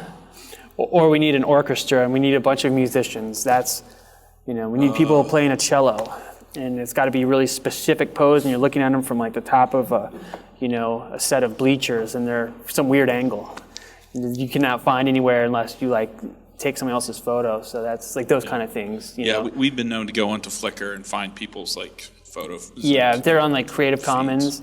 And by the way, if you look at my name on Flickr, if you ever want sky photos, I've got thousands of them. Anybody can have them. They're open. I got like 10,000 sky photos. Just Gordon Tarpley, Flickr. All I ask is that just don't use them raw, like edit them up so they don't quite look just like mine, because I use them all the time, and I'd be bummed to see them show up exactly the same somewhere else, but anybody's welcome to use them. But yeah, people, that's why I share my sky photos, because other people share their people photos or their city photos or things that we can utilize in that way. And the good thing about Flickr is that you can look at the licensing rights on the photos to make sure that it's okay to use them, because some people, you know, if you get them from other places, you may run into a bind. You know, if you have some famous person in your photo by accident, like, hey, Borat's in your photo. That's not good. But trying to think of other good resources. There's quite a few. I love Flickr for all kinds of stuff. Skies, mountains, textures and stuff. People post all that stuff for free and willingly share it, which is real nice. Trying to think where else. Yeah, as far as the people go, we have actually done green screen shoots too. Like in Rhode Island and in Tampa, we did casting calls for models on Craigslist. You'd be amazed how many people just will do it for incredibly cheap, and you can take 2,000 photos of somebody in front of a green screen, you know, in a chair. You just turn them like an eighth of a turn and take as many photos as you want, and they're like, I'll do it for $100. And they're like, oh, deal. It costs us more than that to buy a library, you know? So, you got a microphone back there, Jeff. It looked like you were about to talk, so. So I was waiting for you. All right. So let me see what I can say about these. Basically, these are just the same thing. I just wanted to kind of show what the, just what can be knocked out in 8 hours if from like a crummy base pass to a finished, if you have all the layers and they're all, settled in there already. So the passes, it just becomes a thing where so many elements are already separated out on every image. Whenever you get it, you have the IDs are everywhere, and you can get in there and adjust almost anything you want immediately without having to go in and hand mask little pieces left and right. And it's just has become, if I ever have to do anything in the old way where I have to make a patch for some reason, it feels so wrong now. It just feels terrible. I'm like, don't make me do it. It's the worst. I have a question. All right. It kind of goes against everything that we're learning here at this part. But do you ever have clients that want to pay to own the rights to the 3D files, and they want you to do everything in the 3D as much as you can without much post work outside of Max? Yeah, we've definitely had a few of those. Yeah, we do charge them. I mean, great. You want more work? That's fine. That's what we're here for. Yeah. Charge them. And that's another, actually a little bit related, but somewhat tangentially. You go to CG Architect and you see these posts about, oh, my client wants my 3D model. What should I do? And I'm just like, the only two people on the face of the earth, there's only one person on the face of the earth that to whom that model is valuable. There's only one person on the face of the earth to whom that model is valuable, and he's just asked you for it. What do you think you're supposed to do? It just seems so obvious as to me. Like if you really love the guy and you want, you give it to him, and if you really hate him, and you know that he's going to turn around, you charge him. It's just the most obvious. Anyway, so yes, we do. Not terribly frequently, but with some frequency, that people want us to model it. More and more, we get models from the architect. It's a lot of this is kind of, we break down models from them anyway. We inevitably have to build the site. Nobody really builds a good site model. This one, I'd love to say we did this model. We didn't. The architect did that model. He's a very talented guy. But we could, but he could take it to a certain point, and then we could take it to that next spot. So anyway, generally speaking, no, people don't ask us to do that. There's certainly other resources out there that are a lot cheaper than we are to build that. But yes, we have been asked. Yes, even within the last year, we've provided that as a service to people. And that changes your workflow. No, not really. At the end of the process, we just take all our XRFs, we merge them into one big file. Say, here you go. Here's your file. It's doesn't really change what we do necessarily.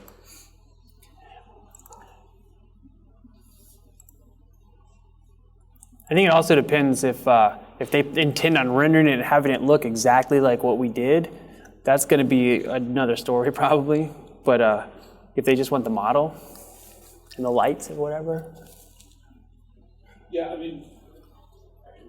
that's actually another thing with doing patches is we've done some. I can think of one project in particular, and that you know which one I'm talking about. I do. I did, and this is before we had these layers like this. I did hundreds and hundreds and hundreds of weird patches for this. The client was just, wanted everything looking at how they wanted it. It was terrible. It was one of those things where my first draft of the image I actually was pretty proud of. I was like, this looks really good. And then they just totaled it. I would never show it to anybody. And but when you saw the file at the end, it looked the way that they wanted it. But all of their things were they'd call us at noon out of nowhere. We hadn't dealt with this client for, a month. And they'd call us at noon we need an update on that image at 6. And it's something crazy that you could not render right. So we fix it in the model, render a little patch, and plug it in, but it would affect other stuff in the model. But you would never know because we patched it in. So the Photoshop file that they saw, their final images, is a hodgepodge of hundreds and hundreds of weird cheats and patches and fixes. And then they would be like, we want the model. Yeah, they want the and model. we gave it to them, and they were like, oh, good luck, doesn't look anything like you'd want. Even the stuff that they wanted wasn't, we had Google Earth, pretty accurate layout of where this thing was, and they cheated all kinds of stuff in the background to be closer. And and then they were wondering why it didn't look right. Yeah, it doesn't look like it does in the image. I'm like, oh, sorry. That's because you moved that building that was a mile away into your parking lot for some reason. I don't know. That's just how it goes sometimes, I guess. Let me see, am I missing any questions here online? View, questions. Oops, view, questions. I see there. There it is. Stop it, computer. Looks like the same ones from before. Any more Photoshop related questions or anything that has to do with our workflow that might be helpful to anybody? Don't be scared to ask. It's your only chance. I think there's a question above that one. Is there? Did I miss it? Mirror, but I don't. No, see how there's that little. What am I doing wrong here? Above it. That one. Right here. Above it. See the word mirror there? Yeah. There's a mirror. I'm not scrolling up to the right So what I spot. was saying.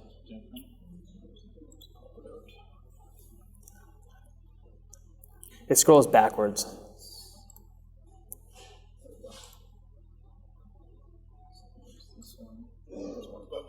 Ah, okay.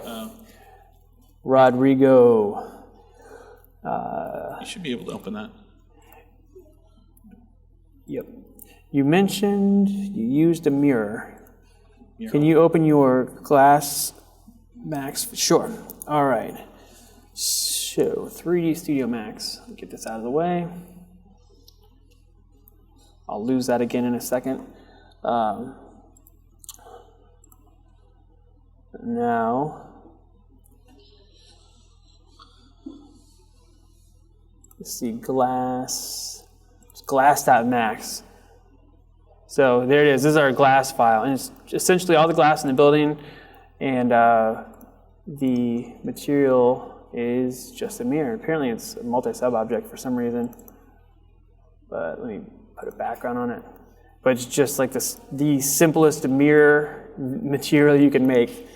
All black diffuse, 100% reflective, done.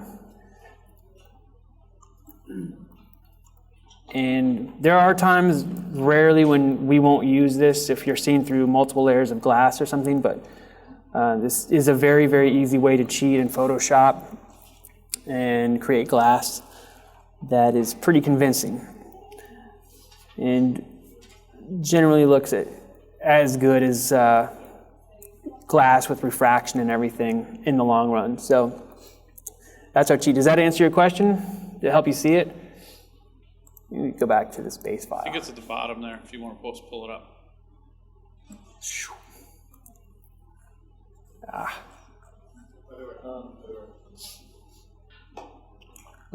Is it backwards now? Oh, go back. There we go.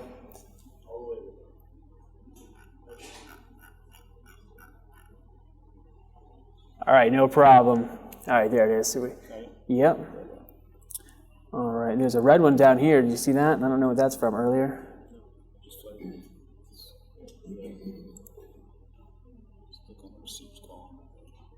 All right. Yes, I see. There we go. Sorry about that. Okay. You talked a little bit on how you produce the glass layer. We just usually either model it in with the base just like normal and then save it out separately into the glass XREF once we're done.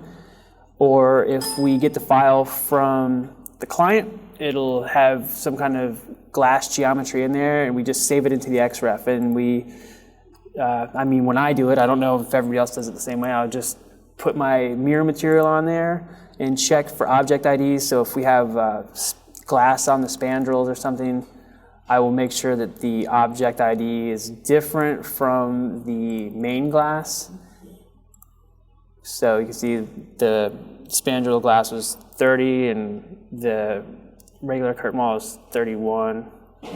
And whatever these other ones, let's see, also 31. But I mean, that's pretty much it. It's just a mirror, and then you follow those steps that John was showing earlier, and it will render out as a mirror pass that looks like, I'll open one here, mirror. Tile. This is my document that crashed earlier. Photoshop, be friendly.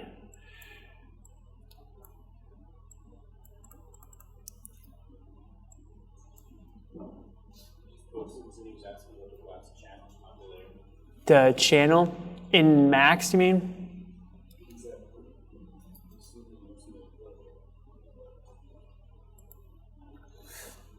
Okay, so in Photoshop, when we get the mirror layer, I'm gonna go back and turn all this stuff off and see where I left it before. The glass will start out like,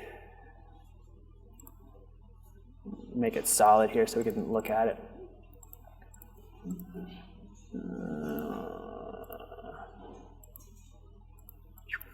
Sorry, here we go. Of course, some other thing is masking this somewhere. Forget it. So anyway, here we go. So the glass layer looks like this, and it's just a mirror of whatever's behind it. And generally, what we'll do to make it transparent is use screen mode, which didn't seem to do anything. Let me see why. Everything's off. Good job, me. Let me turn everything back on so it starts to look right again. I sort of lost this file in the middle, so my masks got reset. This actually goes down here. There we go. And I'll add my exposure and curve. So since our exposure, we render with linear exposure, we have to do a gamma adjustment on our EXRs to make it look like it. When it comes out of the max, it's basically you put the gamma down to 0.454, and it looks about the same as it does out of max. So this is in screen mode. Here's the glass in screen mode right here. And normal, you can see it's reflective. Screen mode gives it some transparency, and then if you want to control the reflections a little bit, you can add a curves layer, and that way you can turn your darks darker or your lights, your bright spots a little brighter, and then your brights become more opaque and your darks become more transparent when it's on screen mode. So it gives you a little leeway over the glass. And not always, but from time to time, I'll use a little bit of a layer to tint just what's behind the glass. It's really subtle. I think it's on like, less than 10%, just to kind of give a tiny hint of color to my glass layers, which again should not be. I'm gonna fix my mask really quick since my file got reset. It looks crazy. So hopefully that's answering your question. Did you mean in Photoshop or more in 3D Studio Max? Max. All right. Let's see. John, you want to, I don't know if I highlighted that enough, or if you want to step in and say anything about the Max glass passes. Because he just, basically it's literally like a mirror material that we use on the glass as opposed to regular standard glass, with refraction. It's not transparent at all. It's a solid mirror.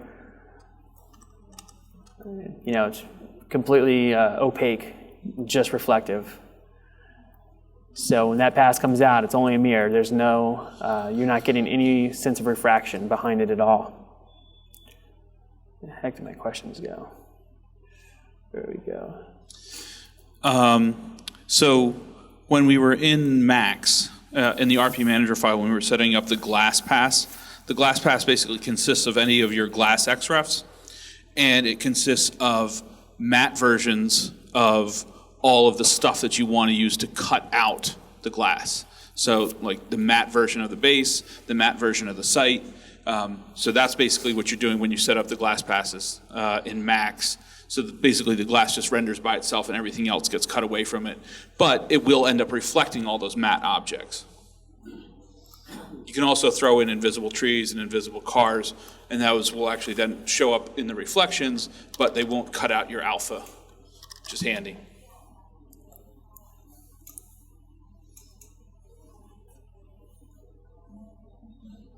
Let me see if it, did that do it? Great, thanks. Okay, no problem. All right, any more questions from anybody online or anybody in the room? One in the back? All right.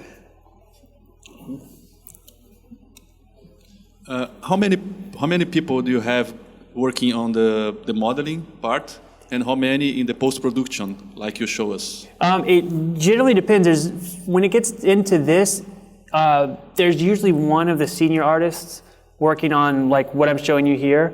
The modeling, it depends on the size of the project and how many people we have available to work on it. So if it's, if we're not really busy, we have one project, we'll divide up more and have more people. And how many people you have in your office? How many? 15. 15 or so. And so it works nice. So like I said, I work remotely, so seeing John is nice because I'm always in Florida. So he's in Rhode Island. Okay, thank you. Yeah, no problem. There's a lot of names on our Skype that are people that aren't necessarily in the office, and they all contribute some element. So, and it's actually very easy to work with them, which I think is good. Yeah. I mean, one of the things that we've really faced is being a small market company, because that's working on some big projects. I mean, we're working on some big projects, but we're in Providence, Rhode Island, population 170,000 people. And we are the only we're the only architectural illustration shop there. So there's not a great density of people. So sometimes I envy the guys in New York because they can really, Gordon, don't listen to this part, they can really treat their people as disposable. They really can, because there's just going to be 10 more guys to fill that. Providence is not that way. We need to make sure that everybody's taken care of, and we need to really but what we do now a lot more is we're trying to find especially junior artists that are willing to work with us kind of elsewhere. The one drawback, and you might have noticed this from this, is that because we are on a diurnal cycle, we can't go to Asia.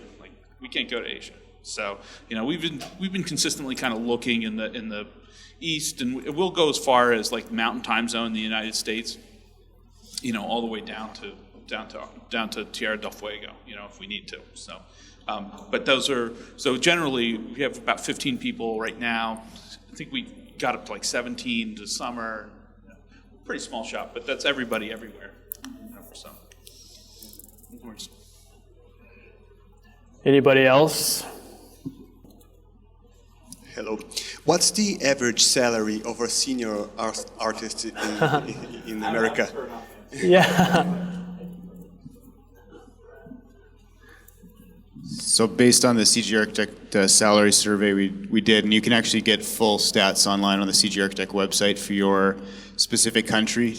You'll have to look and see. We've listed how many people responded for each country, so you can make a determination as to whether or not that sample size is representative of your country. Generally in the North American market, though, a senior artist, you're probably looking somewhere between 60 and 100, depending on where they're at. Mid artist 30 to 50, junior 30, 40, 50. All depends how talented they are, which company, how big the company is. New York salaries are a lot more than almost anywhere. If you're living in a big city, you have to. Again, I guess the upside of being in a small market is that fundamentally, and being flexible about who you're working with for us, you're not trying to necessarily lure people away from other shops. So that's the upside of being in a small market. Excellent. All right, let's see where I can move on to from here. All right, I'm going to look here and see if I can open another file. One last example, more of a tower. Another one, they just wanted volumes in the background. There's not a lot of detail anywhere else, just on their tower, but all of those little masks come in handy for everything in all these areas, all the trees and lamps and the glass, interior and exterior lighting is all separated out, really easy to work on. I'll see if I can get this back to where it kind of started out. There's a background. Let's see here.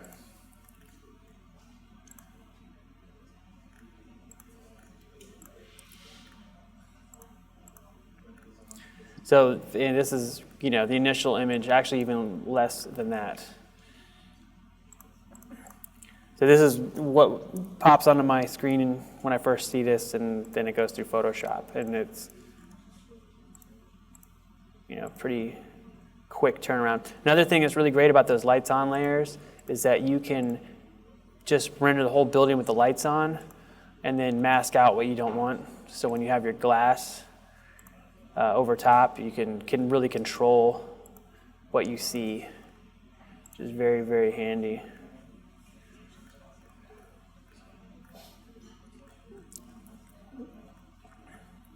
And the lights on pass works pretty much the same as the glass. I put it on screen mode, and I'll put a curves on top of that so I can control the darks and lights. So if it's too bright, I can turn it down a little bit, and it really allows quite a bit to show through the glass as needed.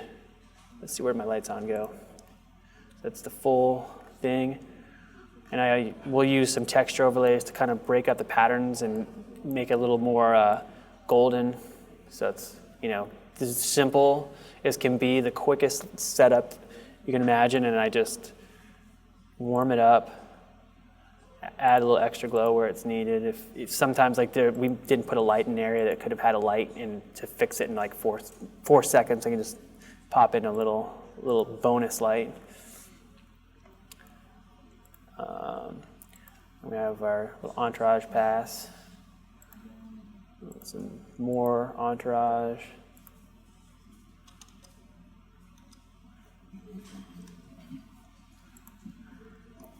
Excuse me. Yeah. I have a question. All right. How many files like this you can make in one day? Man, a handful. I mean, it depends on the level of finish. Like if it's the last few days and we're trying to really solidify it, I might be on maybe like 1 or 2 a day, and with some random things thrown into my day here and there that are like a small change, like a client will need an update, and I'll just open a pass since we already have the layers, and I can maybe update 2 masks and save it out. But when it gets to this part, 1 or 2 a day when it's toward the end. But there's been times when there's been like 4 or 5 brand new images that come onto my desk, and I'll get them to that 70% point of like the overall look kind of is established in the first day, and then to go into detail. Yeah, we've really kind of found, like, if for typical kind of ground level perspectives, generally speaking, 3 is about the limit for kind of loading up senior artists, to be able to get them. So if we have a project that has like 6 views or 9 views, we'll split it up between 2 and 3 different senior artists. So, so that, again, it's like that first setup that you do is the most time consuming one. And then, every morning you're spending a few more hours.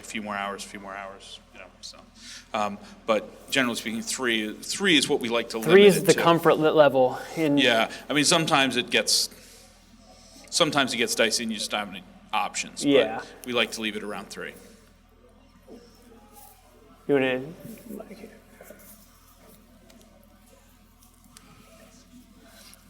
I noticed that on this image, your verticals are all perfectly straight. Yeah. Do you adjust for parallax? And if you do you do it in Max or in Photoshop? In Max, we usually set that up beforehand. And the vertical correct is almost always done in Max, and it comes in to Photoshop already set up. There's been a few, maybe 2 or 3 since when I started working, 2007?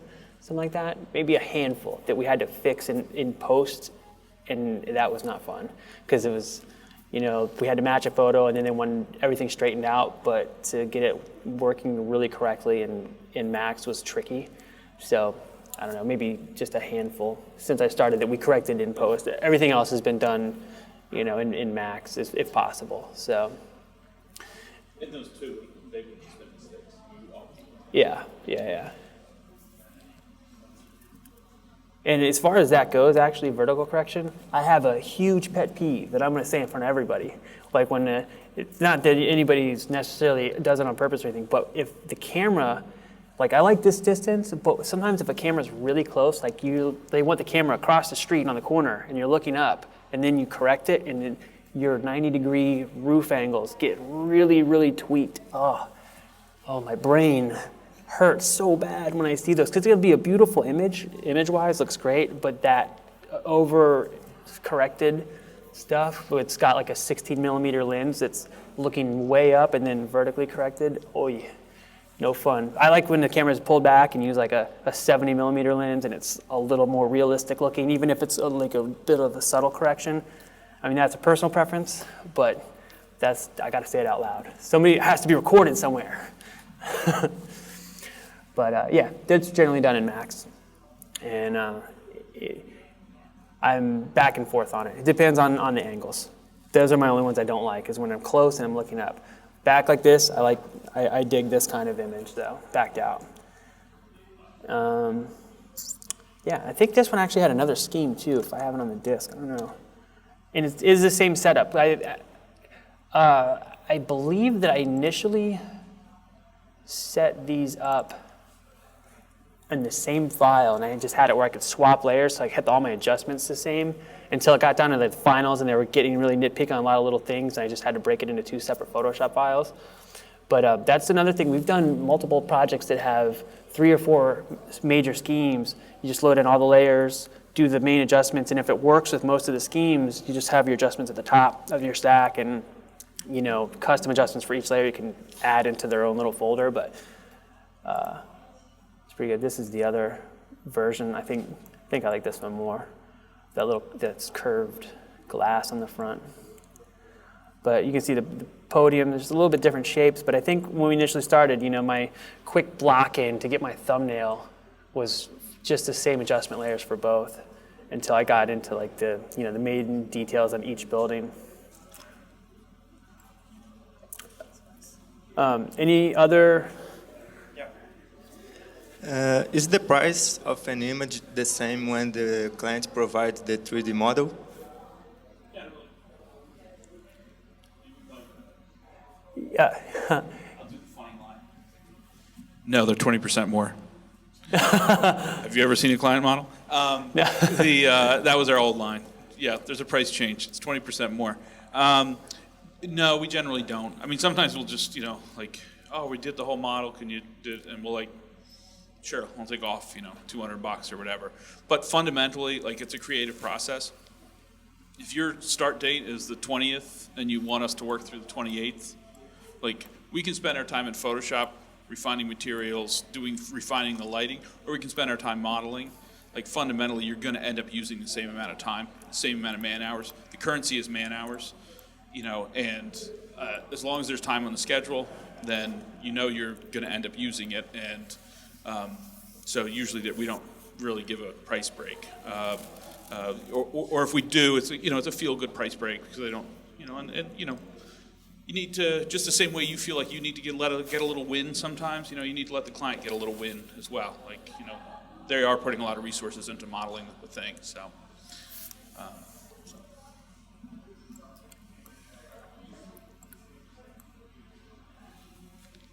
Is that it over there? All right, so I guess it comes pretty close to wrapping up, generally what my day would be like. I get the image, I rip through as quickly as possible, hand off the changes to anybody necessary, or pick up things. If there's really specific materials that need to be tweaked that someone else can't make, I'll pick up whatever XREF and adjust things. And same with lighting. The reason I picked all the examples that I brought up today were all images that I liked because they were done very quickly. The workflow was fast, and they had a shorter deadline, at least for the initial image, which looks almost exactly the same, minus the little changes that they came back 15 days later and said we need to move some trees or something. But the initial image basically was this, minus piddly little things. And they were all done really fast. And we have plenty of other images that are much, much more detailed and other things going on, but these were a really good example of why I think this workflow is so handy in a process. It just makes it so much faster and so much easier as the changes come in. Because I unfortunately had deleted my archives of the old versions of this building because we just didn't need them anymore. But 2 days before this, it was like a shell, barely anything there to work with. And, I think this is a few days in and it was basically done. So, and this was plus another scheme, plus whatever other project I had on my plate those days. So, and, when I say other projects, a lot of times when the project will just be a literally open, maybe 10 minutes open project, fix a mask, save it out for the client. Just those happen throughout the day, generally to everybody, I think. But you got a question in the back? Yes. What if your client asks you to model the whole environment, the other buildings and the houses, skyline, etc.? We've had some pretty detailed, minor chunks of a city that we've had to model in the past. And you try to make it correctly, exactly the same. You go there and take if the we pictures. If we can, or sometimes some cities have assets available. Have we assets before for certain cities? I know that some of them have like giant chunks of the city modeled, and those still usually end up, you have to retexture them because the textures are crummy or whatever, and we'll light it as closely as possible. And a thing I would like to say too is that if anything can be done in Max first, like if you can make really, really good lighting in Max and it comes out great, or you have time to really fiddle with it, that's awesome. And it's always probably in the long run will be better, because let's say the client wants an animation in a month and they love your render, but you cheated like crazy in Photoshop, then you got to like figure out all that stuff in Max, which is okay. But if the time permits, do it in Max. But yeah, we've faked lots of cities. We've had times where we'll have 5 of the surrounding buildings, but then 2 are totally missing, or 2 are new. We can't find any models. We have like a day, no time to put them together, and then it's like, okay, get in there and basically do a matte painting. You're gonna put in this building that's existing now that we don't have any models for. So, whatever it takes. Yeah, I mean, we've definitely even had images where we're like, you know what, like we have this much time. You want this city, and basically the cropping of our image is going to be determined by how far we get in the model. That's it. Like, we'll just put people on it and let them go. But, like we may get this far, we may get this far, and that's where the damn crop is going to be, because we didn't get this place, So certainly, for aerials, you need photography. I mean, you just need photography for aerials. But for ground level shots, we're usually pretty, and we really do kind of like that. We really do kind of like that. It's not quite a photo kind of look like that. Being photorealistic, as you've noticed, is not really our concern or back. Like, we really think that there's power in images that has nothing to do with whether or not it replicates a photograph. And in fact, the closer you get to that photograph and the more trying to detail you try and work into it, honestly, you're again, back to the efficacy versus time. That's not the most efficient way to pursue it. So we will, and sometimes just we feel like in service to the image, we will model neighbors just because we don't want the photo-ness of them in any kind of photo to kind of overwhelm the detail of a proposed design that's going next door. So.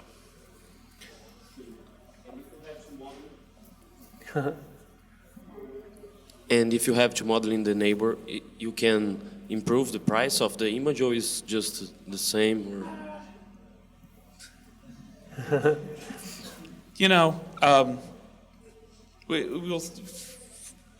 We feel like we're in service to the image. I mean, if I have people available, if we have people available, I will throw them at it. If I don't have them, then I'll go to the client and say, look, I don't have any guns to get that done for you. Like, we need to up the price because it's just, there's no way, we can do it. So, or you just posit to them, like, look, I can put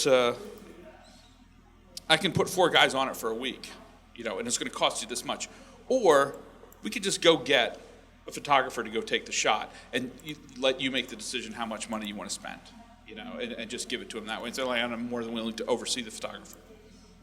So.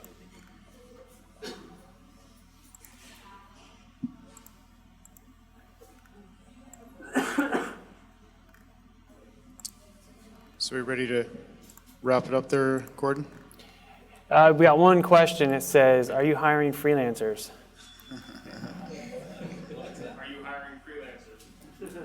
Yeah, where'd my question go? Depends where you are. Yeah.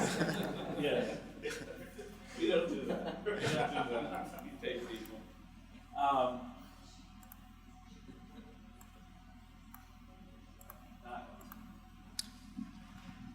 Not at this minute, we are not. However, depending on your time zone, that's really the big issue for us. We really do try and confine it to basically the Eastern Seaboard to the Mountain Time Zone, in the Americas, just because that's who can relate to our day, and we can still get stuff into the render queue overnight. We are very, very disciplined about making it diurnal, making it nocturnal, and we expect when we hire freelancers that they're sitting at their desk and they are corresponding with us, and they are part of the team. So they need to be in this relatively the same time zone. Yeah, working remotely it's very much like sitting in an office. It's not like you just pop in and check on things whenever. We use Skype to communicate, and there's constantly communication between all the employees all the time during the day. Everybody needs to know who's working on what, who has what. Can I open your file to get to something all the time? So you would have to, just because we're remote also doesn't mean that we're kind of free all day. It's essentially, I'm at the office. Have felt like, even though some of these people, the newer employees I've met for the first time this week, and I felt like I've known them because I've talked to them many, many, many, many times every day, every single day. So, we have our group chat that everybody talks, and we have each individual project has those groups of people that we can communicate amongst the people in that project without interrupting everybody else. And it just works surprisingly well, I think. So it's pretty good. Yes.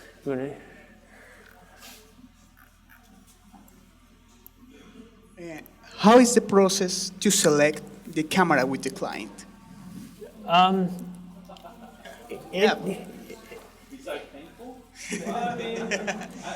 No, but in your workflow, how you select the camera? How is it treated with your client? Sure. We send wireframes, just like anybody else. We'll send them 2 or 3 wireframes of. Usually, we like to set up just a block model, just very rough, like geometry. We'll set up that block model, and that'll be the initial start of our XREFs as well. And we'll just send them a wireframe, and we say we recommend that you should go with this view, and it should be in the morning. And they'll say, you don't know what the hell you're talking about. We want to go with this view, and we want it to be evening. I mean, that's the same as everybody, I think. High noon. Yeah. How do you feel about high noon, Nils? Not a fan of high noon. There you go. That's 2. That's 2 for 2. All right. So, if there's any more questions, let me know. If you want to see really quick, I can go through this thing layer by layer, and you can see all my cheats that I did. So you can see my horizon back there was super black and gross looking. I just put a blue box, a little bit of bloomy light on the back, a little sky filler. It's all cheats, and it takes no time. It's really, really quick. It's cheats, but it's not. But the thing about it, though, is that it's not like it's time that's wasted, right? I mean. Yeah, totally. Okay. Yeah, it makes it go so much faster because you find out all the things that you don't need to do in 3D really fast. Like, do I need to change all those lights and go into every floor and put different lights on each level? No. Okay, so and we have this extra building that we didn't like, but the client wanted it. And we're like, we'll make it removable so we can have 2 versions. And let me see where I got here. A bunch of glass layers in here. Do different things because there's weird reflections going on that you got to fake. Let's see if I can back it out. I'll use like a little bit of fill to darken the glass if it seems like there's some tint to it. That's the glass layer I started with, just blank. And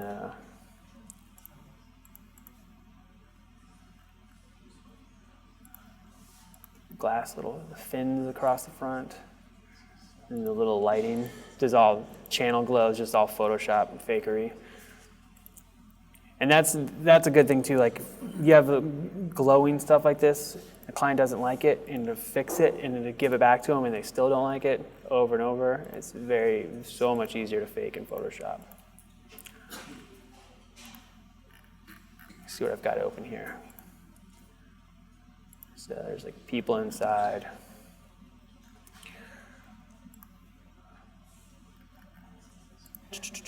Oops.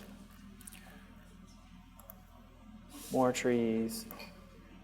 And like each one of these little, the tree layers, like you add glow to them and make them look like they're interacting with stuff. So you have their shadows and their little highlights and the little warm light on the sides. Little light puffs.